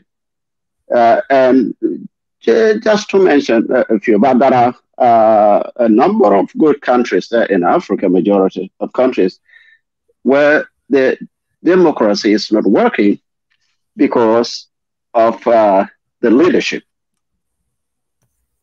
that is in there. Because, like I did mention before, because of the poverty that we have, not because we don't have things, we have a lot of riches, but because our airways, the nostril is being squeezed from the outside, that although we have the resources, but we're not getting much from it, makes the resources very scarce.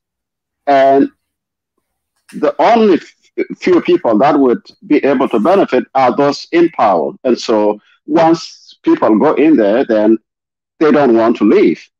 And so they will make democracy just only by name, but when under the shadow, there are things that are done that doesn't support the democracy. And that's why you always see that there's always coups in Africa. And so I can say democracy is working 100% in Africa. And thank you.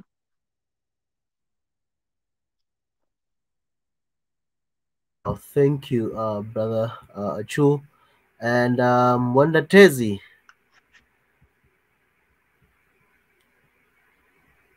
Thank you, His Excellency Ezra, for having this talk.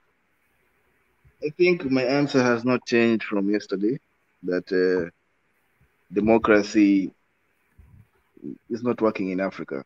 It's not working. And there was an interesting point my sister here, Deborah, had put up. I really wanted to talk to you, but I didn't have a chance to speak.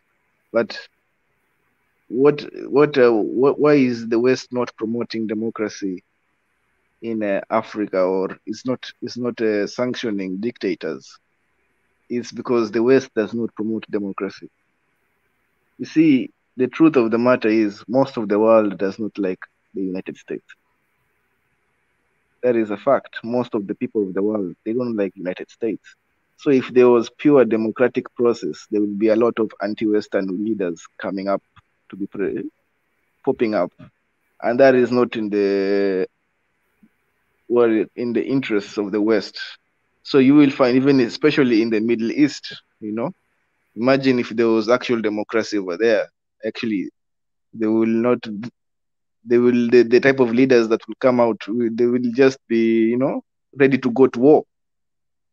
So I don't think the way I've come to have learned to separate what the West says and what they actually do. I don't think they believe in democracy themselves, and I don't think they actually promote. They don't promote it. They just say they do. And on the case of Africa, I wish I understand that copyright issue, but that video that I posted was a very important video. I hope guys you actually get time to watch it. So it's actually just 3 minutes, but it is a video of a Kenyan governor, currently a Kenyan governor, but he was also but his previous job was permanent secretary, I think, in the Ministry of Public Works. And he confesses that there is a deep state, and this was a video that was taken in September, and it was in front of a it was an interview, and he confesses that there is a deep state, and during elections there is also international interference. In fact, he stressed on it. I don't know if he was meant to say it or it was just a slip that he just came out, but he said it. And he said that, in fact, he even detailed the process. It's a very interesting clip. He detailed the process in which the international community cooperate with the deep state of each African government, which it exists, they exist, and with the way they cooperate to choose a candidate who is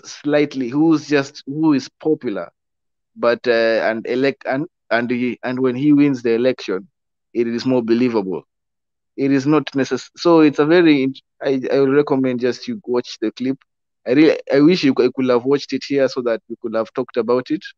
But sometimes just things have to work the way they do.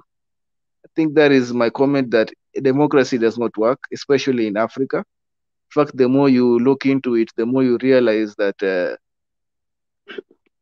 our leaders are chosen for us. That's why I asked you, my brother Ezra, do you really believe that South Africans really choose their leaders, or is it the deep state? And I also, that's why I also see that this is not a question that I'm only asking. This is the question the youth are asking, because if you see in that interview that they're no longer even hiding it. It's like they have got us on checkmate. So I really don't believe that democracy is working. And I don't know how we're going to get out of this what is it, chokehold that we as African youth we have been put into, that and I don't blame the youth who are not feeling like they are. It's not their fault. It's what they are seeing, and they are making decisions based on what they see in front of them, the signals they are being given by their governments, and and the information they get from the social medias, and even our politicians, like I've just told you, that they're no longer hiding it. So when you hear it from the horse's mouth that hey, this is how your presidents are chosen, this is how your leaders are chosen. If our own politicians are no longer hiding it, even the clip my brother Ezra you have shown, that they're no longer even hiding that, oh yeah, by the way, we are corrupt. They're not hiding it. So you can understand why there is hesitancy when it comes to voting or participating in a process that you yourself feel like it's a sham. So yeah, thank you for the space to speak, and for putting the platform for us to have this topic. Thank you. The principal secretary in the security docket and later secretary to the cabinet, so pretty powerful in that regime. And you have heard these allegations that even Oburu Odinga says that we had been winning elections but never won. Why? Because we didn't have the system. And there's been accusations, including from Wiper leader Kalonzo Musyoka, saying that the deep state has a big hand in management of the affairs of the country. Does it exist from your perspective? When you served in that powerful office, what was that? What is that? I actually don't know, because when you're talking about the state, of course the state exists. Yes. the state exists, but I can assure you it could be deeper than deep.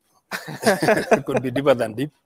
And if you have, I mean, honestly, if you have two candidates, say at the rate of 50-50, and the deep state, or backs one, then you can be sure that that one will win the election. And I don't need to say much, but there's something else we're also ignoring. And I said the candidate must be credible and appointed and electable, and that becomes very, very important. Even if the deep state were to support a candidate, but we are forgetting also the international angle. This country has a lots of interests from the international, and they also influence a lot. I can assure you from where I sat, they influence a lot. How so? In many ways that I can't discuss here, but many ways. So if they combine with the so-called deep state, you can be sure your goose is cooked. Wow. And Governor, it would be interesting for you to enlighten us a little bit, because the rest of us... It's a no-go zone. So let me just try. The rest of us Kenyans think that you just wake up and go vote, and it will be 50% plus one vote, and then IBC will say so and so has won. I mean, what sort of influence, how does it work? Well, it works. All I can say is that it works. So beyond that, of course, it works. I mean, the voters vote. So deep state also includes people in the villages. I mean, it goes up to the polling station. So it doesn't mean rigging. It doesn't necessarily mean rigging. No, I mean, influence doesn't necessarily mean that you have to rig elections. But I think we're intelligent people. Citizens are also very keen to see that popular candidates win elections.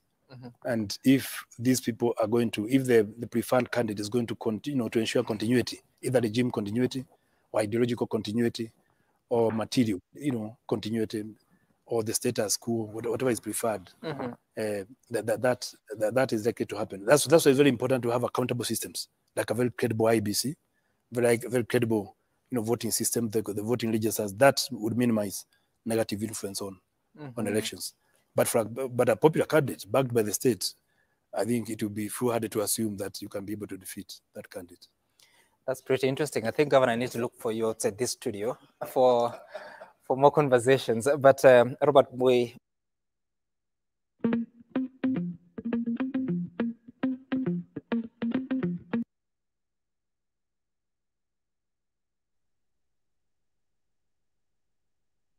Yeah, that is straight from the horse's mouth. That guy is a governor who was elected, and is also a former permanent secretary for public works. Wow, enlightening indeed. And Biggie, your closing statements for tonight. Absolutely. I don't know. I'm just going to begin through the subject itself. Is democracy working for Africa?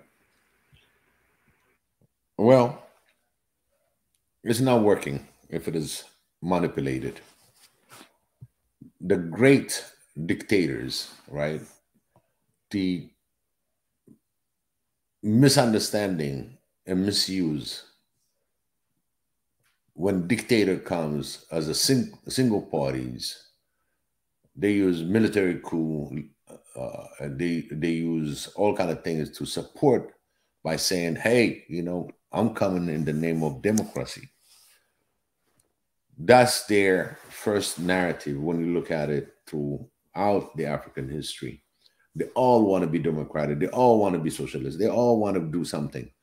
But as the histories develop, and now you got the deep state coming, so there's even a different thing that I don't want to bring in this conversation, but since it's there, Just think about you living somewhere in the northern hemisphere, looking at the south hemisphere, and in looking at it, and you say, okay, I need this much part from here. I need this from this part. I need this.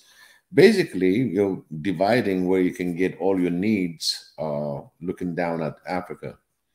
On top of that, now, in order to make that kind of move, you got to use in the name of democracy. You're not applying the democracy that you think that it was being applied, because democracy in any part of the world is not 100% practiced. It's been misused, misguided. They call it democracy. You call the leader itself, and you ask what democracy means to his people, not what definition is in the general narrative. They have no clue. The only thing he came in is to be at the ruling party and live there forever, and whatever they can do, from rigging election, from doing different things, that happens. So now, like I said, when you look at Africa from the northern sphere, there's such thing, a force behind it, in order to extract all these goods from Africa, or from any nation that has the most valuable minerals or resources. So that means you're going to get involved with a deeper scaled agenda beyond the so-called democracy, because you're not there to help, you're there to rip. In order to rip, you need to come up with a word that everybody think is the heaven of the word, that using the word democracy. So it's been used and abused, or misused. In the name of democracy, a lot of young people died. Unnecessary. Because if you really apply democracy, nobody should die. They should have a conversation. They should have really applying the right democracy per se. But democracy has been so corrupted, so much misused, that it's not democracy anymore. You got to give it a different name. And the deep state use that all the time when they approach a dictator to make sure that they overthrow the other government. Here, come in the name of democracy. So people say, oh, democracy is like it's going to free you. Like you have free vote, you got this and that. It's just a word. In reality, you pay dearly. So for me, the democracy you called now in Africa is not democracy. And Deborah, in fact, pointed out, that's why I laughed about it. It's not democracy. It's something else.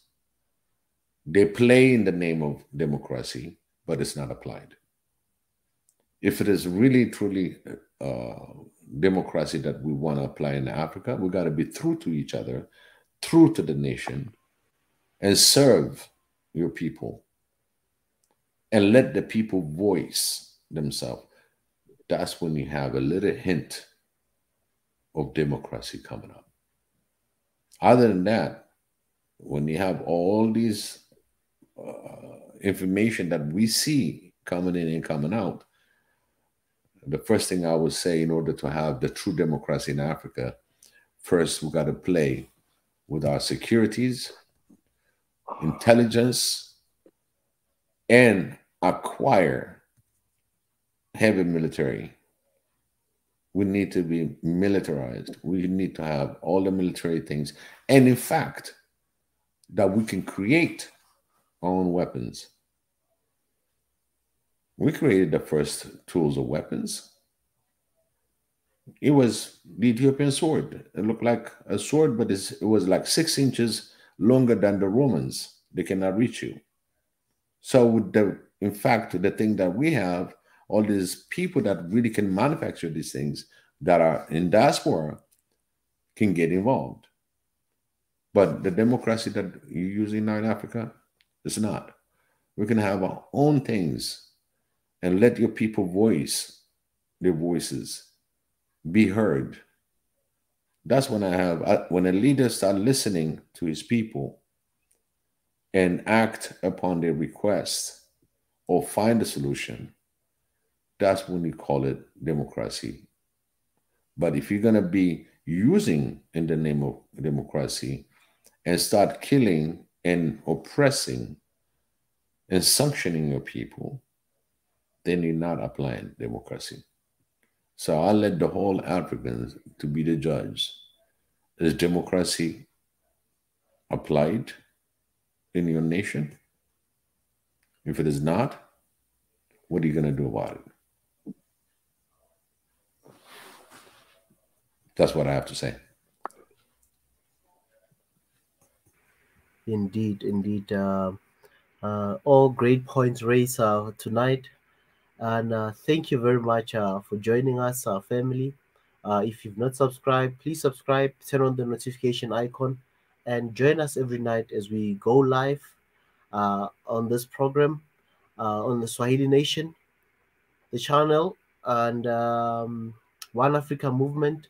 Please join us, subscribe on our road to 200,000 subscribers. So as we're about to start a new month, on the second month, we need to be we need to reach a target of 200,000. So that's our target for this month: 200,000, 200,000.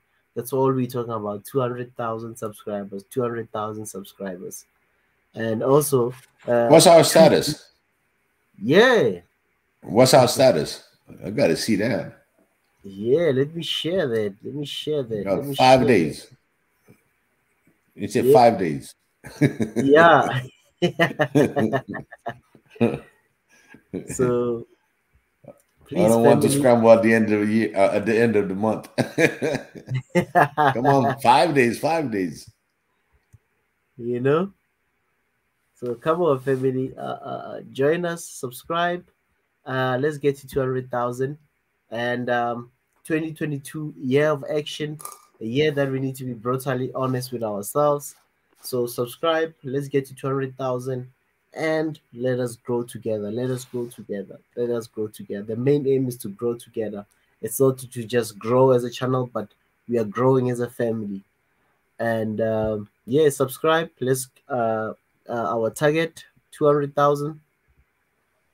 And yes, let's go. Let's go for 200,000. Share with your family. Share with your friends. Tell them about the show. Let them join with you on your devices. What I mean, let them join and show them what's happening when you're live, and let them subscribe, because it all starts with you talking to them, you showing them, so, and sparking that interest in them. So for tonight, this show, I mean, this topic, we will still discuss it further in the coming obviously months or weeks, and more topics like this about democracy, leadership in democracy. Those are the things that we will even try to break it down. Even the elections, the electoral system, as one of the key functions in democracy. We need to speak about those things and how it's structured, why the systems are different, all those things. We need to get deeper and try to understand it even better. So, but another topic that's still coming on democracy. Stay tuned. Stay connected with us. Do not leave. Stay connected with us so that you can join the streams once we start going live. And I'd love to thank everyone who's been here today, or tonight, or this afternoon, depending on where you're connecting from. But more the panel that came in today. I just want to thank you, Mondatezi, Biggie, Brother Chu, holding the flag for South Sudan. And there's also something, Brother Chu, a country that we also need to highlight more. And it will be really great if you can come and share with us about South Sudan, things that are happening in Juba, all those cities there in South Sudan, and any development in South Sudan. It will really, really mean a lot to learn about South Sudan. Just like today, or tonight, we had a brother from Malawi, the warm heart of Africa. So come, any country in Africa, if you know that you are from any country and you feel that there's something you want to share about your country, you can even come, even if it's just 5 minutes. You just say, my country is like this, invest in my country or whatever, you know. But at least we can learn about your country. The main thing is to learn from each other and create bridges between different African countries. And one thing, another thing, Ezra, Ezra, I want to apologize to Tanzan. You know, where he says, "Could you please do a better job translating what the lady's saying?" I really appreciate that you brought it to my attention. It's just my apology. She's so passionate about what she's talking about that, like, again, like I said, you know, I got carried. You get carried away to listen to everything she wants to say. So my deepest apology that the next time when I talk to Debbie, me and her are gonna have a little exercise. When she talks, she got to give me at least time for me to translate it right there. If not, she takes you, she carries you in the passion, and I understand what she meant and said, and then when it comes to word, you're absolutely right, Tanzan. I should be more. I need to stop her more to say, "Hey, give me time to translate." Yeah, yeah. Because again, you know, for me, I love it. I'm glad, Tanzan, you're not criticizing me, you're criticizing my translation. I appreciate that, and all Africans, my brother and sister, should be like that. I take that critique and I'll make it better next time. Yeah, Deborah has very good points, and she is always passionate. What you need to tell her is that if she could make short sentences so that you would be able to translate at least 80% of what she's saying, that would be good.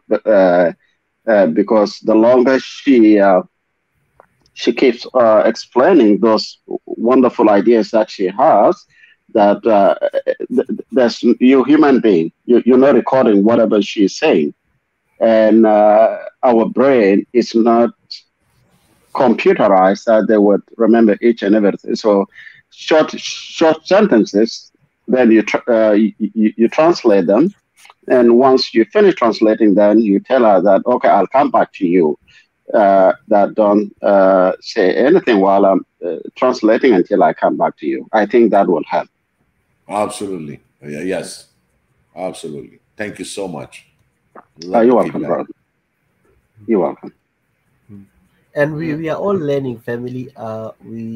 This is a learning curve for all of us. And I think Biggie, I thank you for your effort, because it takes a lot as well just to translate and listen. It takes a lot of concentration, analyze, and obviously process in English. So we are learning, family, to translate and stuff. And we are going to have more languages. We have a lot of our French brothers who've been joining us, and also they're also struggling to speak English. So we will have a lot of translation, but we are learning to translate some of this thing into English. So please bear with us, and also our sisters, maybe join and say, okay, I can translate better. So do not sit in the corner and just say, you must do this, we can't hear you when you do this. But also, if you can join us and also just show us, we really appreciate that. And it's a learning curve for everyone. So we'll try Tanzan. So yeah, we are learning, and we'll get better with this with time, with the translation part.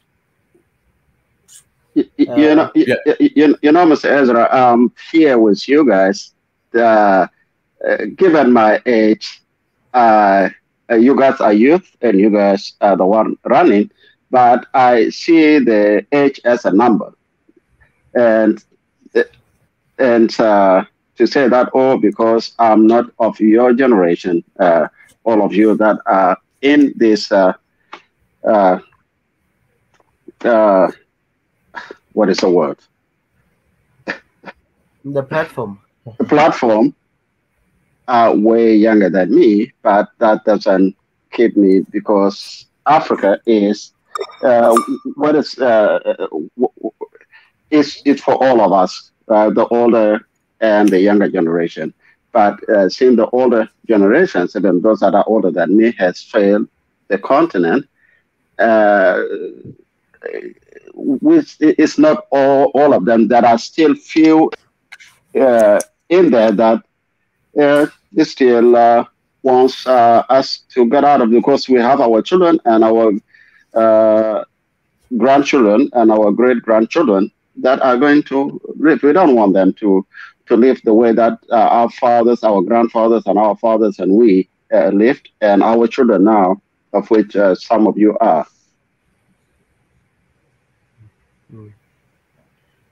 Thank you very much, Achul.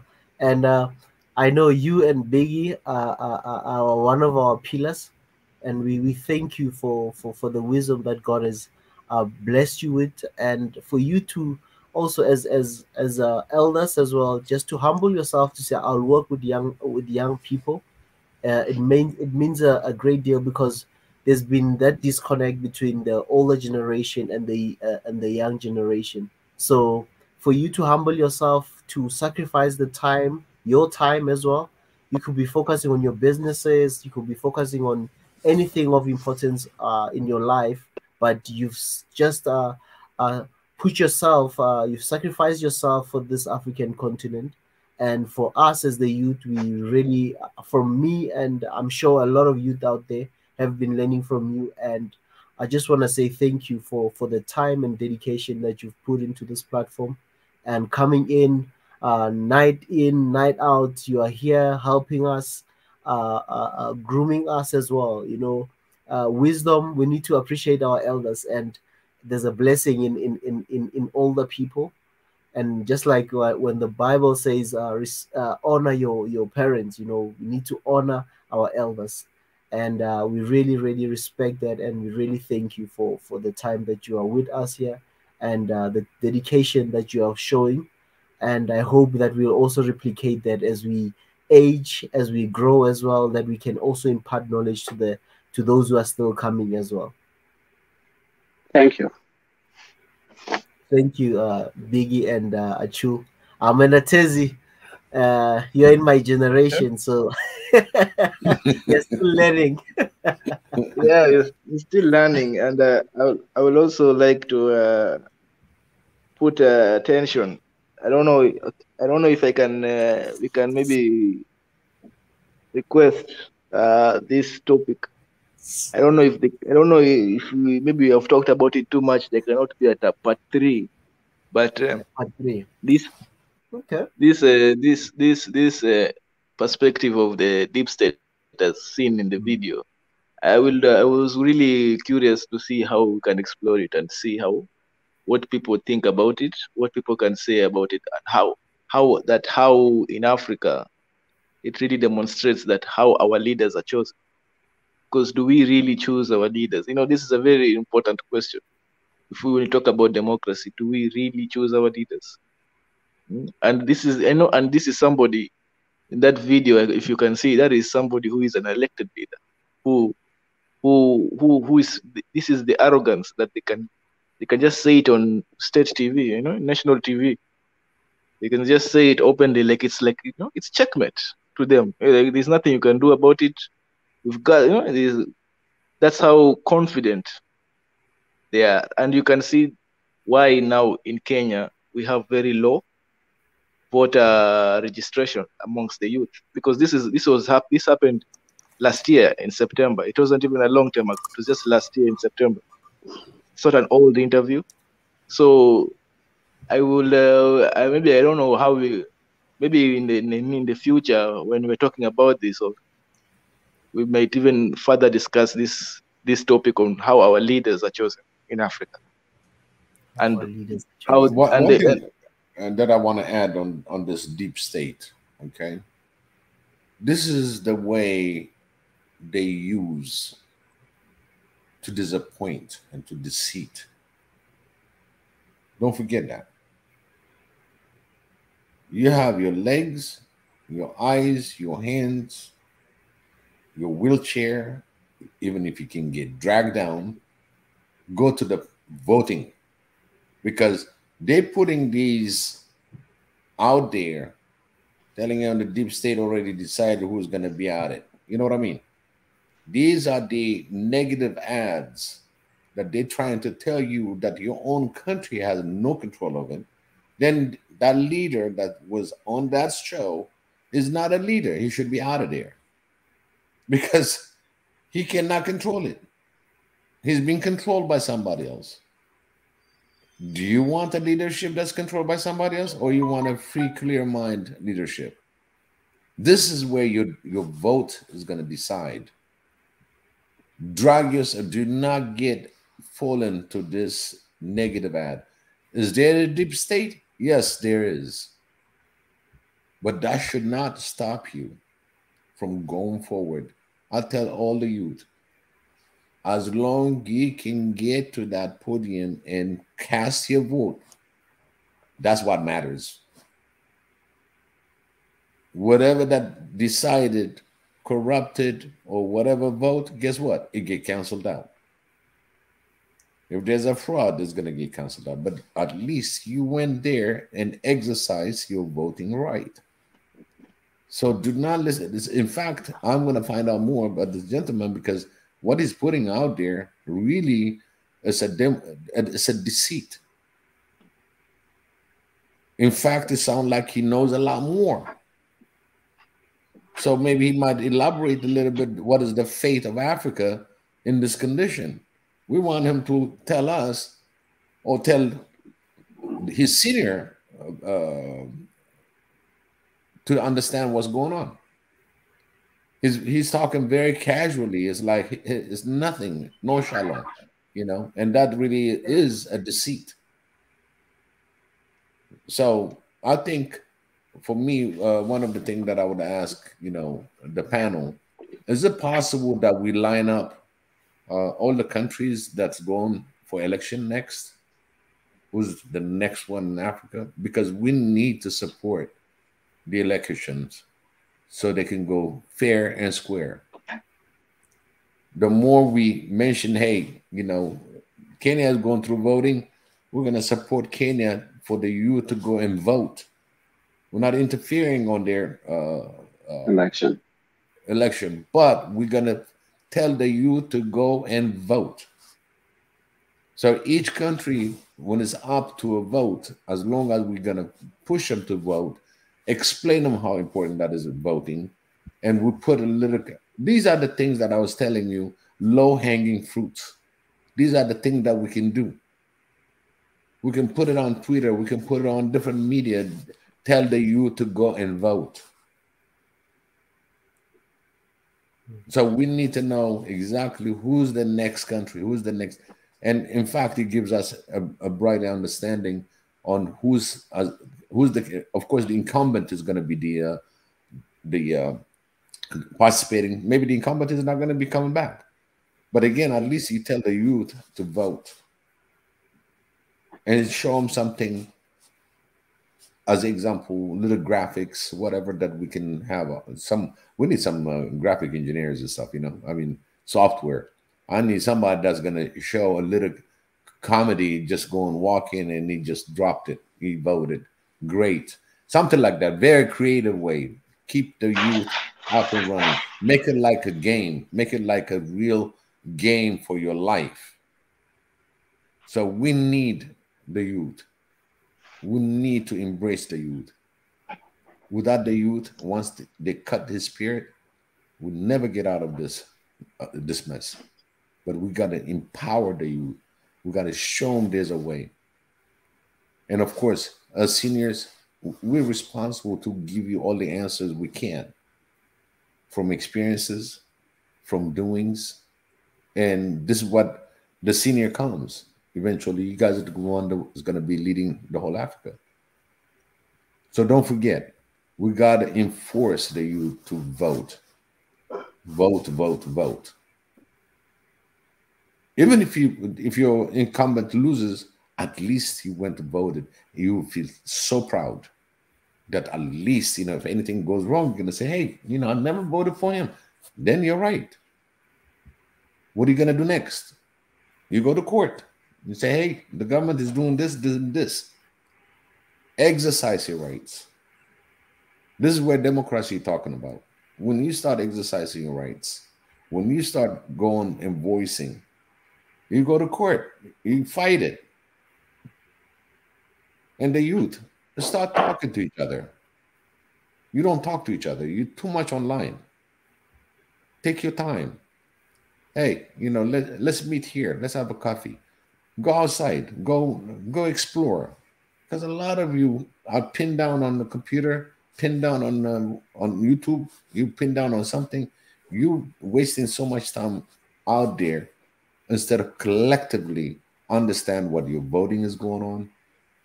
Start discussing it. Go embrace all the tribes that you have. See what the other tribe, if it is a tribal, go to the tribe that you think is your opposition. Go there, understand them, how they live, how they work. Embrace each other, because this is the fate of your country. Forget the tribal. Who's the best candidate? Oh, my people? Well, your people is the whole Kenyan. When you say my people, first think Kenyan. You're not just Kikuyu. You are Kenyan. We need to put that effort.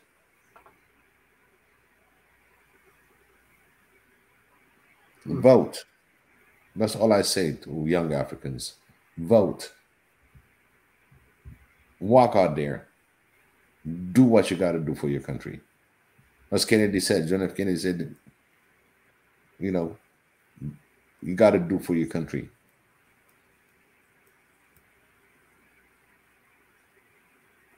In that effort, as you become senior, our Pan-Africa will shine, because you start learning from voting.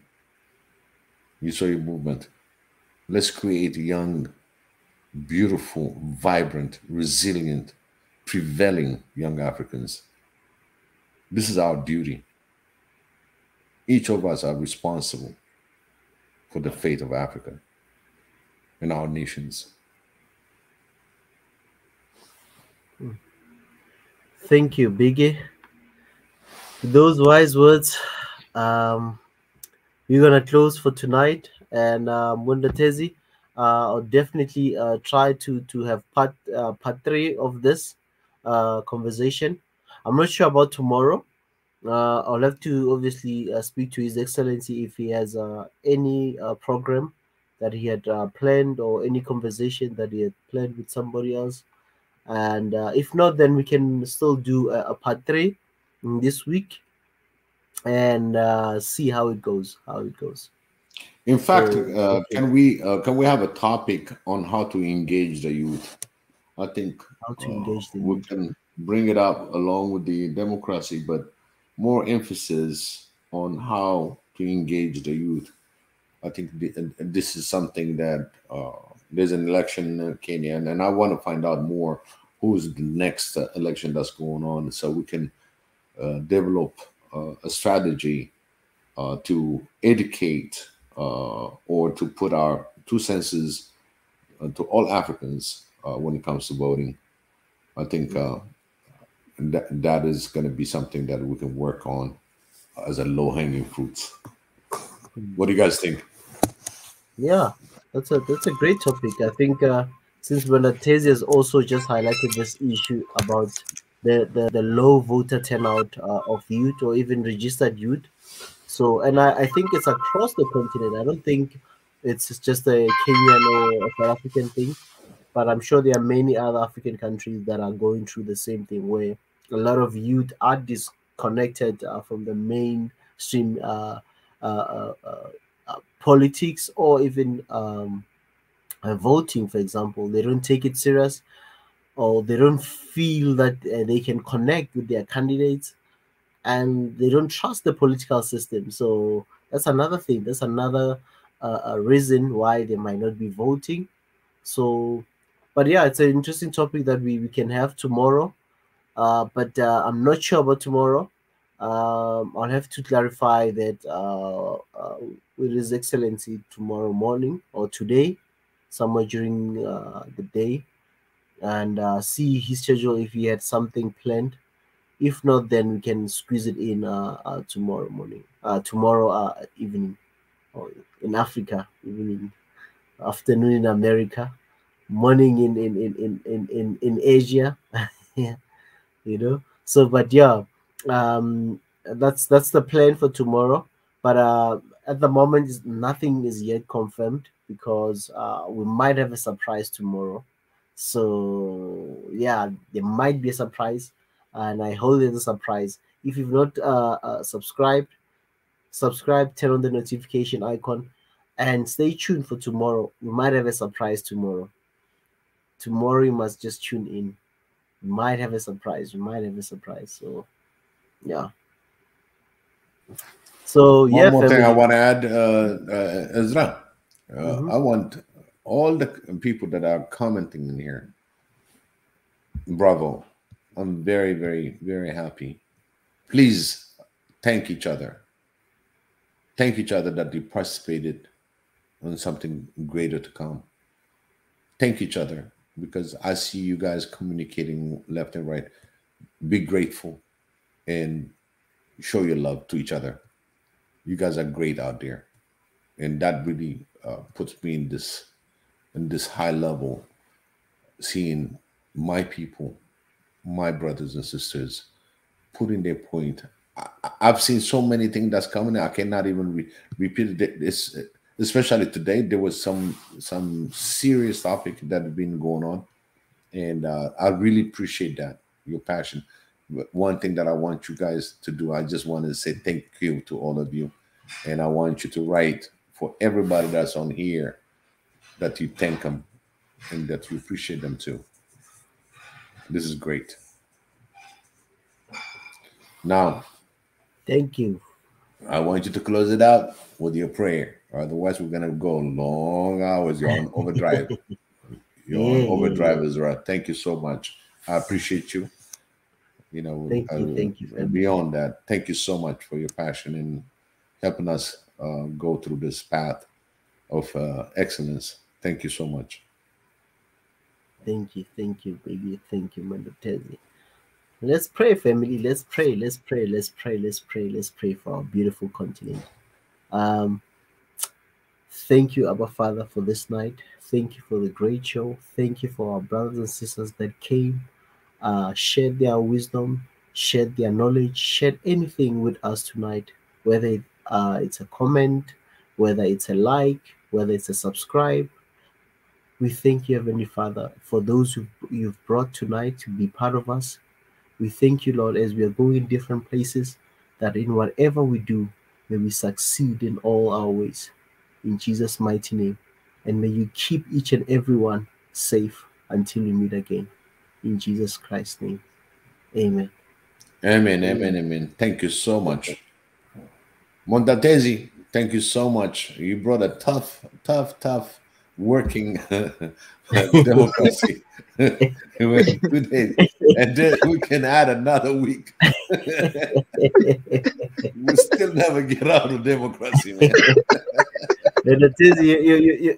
You brought something that is in the core of everyone. And you know, sometimes we're thinking the youth are not interested, but if you look at most of the people who are in the comment section who are also coming here, I know they say you must never assume, but my assumption tells me that a lot of these people are young people, are people who are in their 20s, who are in their 30s, maybe early 40s and stuff. So it is really, really great to see that and seeing them in being here and engaging and spending time with us. So that really means a lot, eh?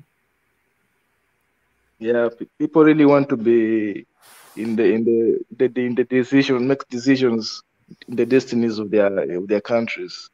So yeah, I understand why it's a very passionate project. It's also passionate for me because I also want to be part of the decision makers, as all the youth should. Because I feel like, let me not just get into another talk. I'll save it for later.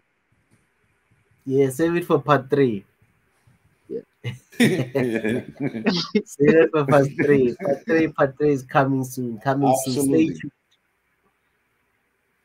So just mark it there and say this one we need to also add in the next subweek. Thank you, family. And please join us tomorrow again on the Swahili Nation channel, 9 p.m. East African time, 8 p.m. Central African time, 6 p.m.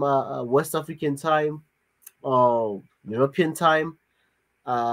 And I think Biggie there in the States, Caribbean, they are like 7 hours or 8 hours. Those who are in the Eastern time, using Eastern time in the US. Please join us, support, and grow with us. And from us, me, Biggie, and Wenda Tezi, it's One Africa. One Africa, one love. Thank you so much. I didn't talk about Red Sea. Red Sea. Oh, I didn't see him. Who's Red Sea? I didn't see Red Sea. Red Sea is, man. Don't worry. Disappeared on us. We'll be back tomorrow. I think Biggie, we've put so much pressure. Maybe we scared Red Sea, eh? Nah, I'm gonna get some people in here, you know. Yeah. I'm gonna find out. All right, Red Sea, if you see me, I hope everything is well. You know, you're doing good out there. Have a wonderful evening, morning, and afternoon. Thank you so much, Israel. I don't want to hold you up anymore. Thank you so much. Montedez, thank you so much. Thank you. Good. All right. Thank you. Thank you, guys. Let's meet again. Same time, same place. Good night. Good night. Cheers, family. Let's meet again tomorrow or today. For those who are in Africa, it's already morning. For most East African and Central African time, it's already morning. It's a Tuesday morning. So let's meet again this evening, 8 p.m. or 8:30 p.m. Either or, let's see how it goes. But let's meet again on the Swahili Nation channel. Same time, same place. Shalom.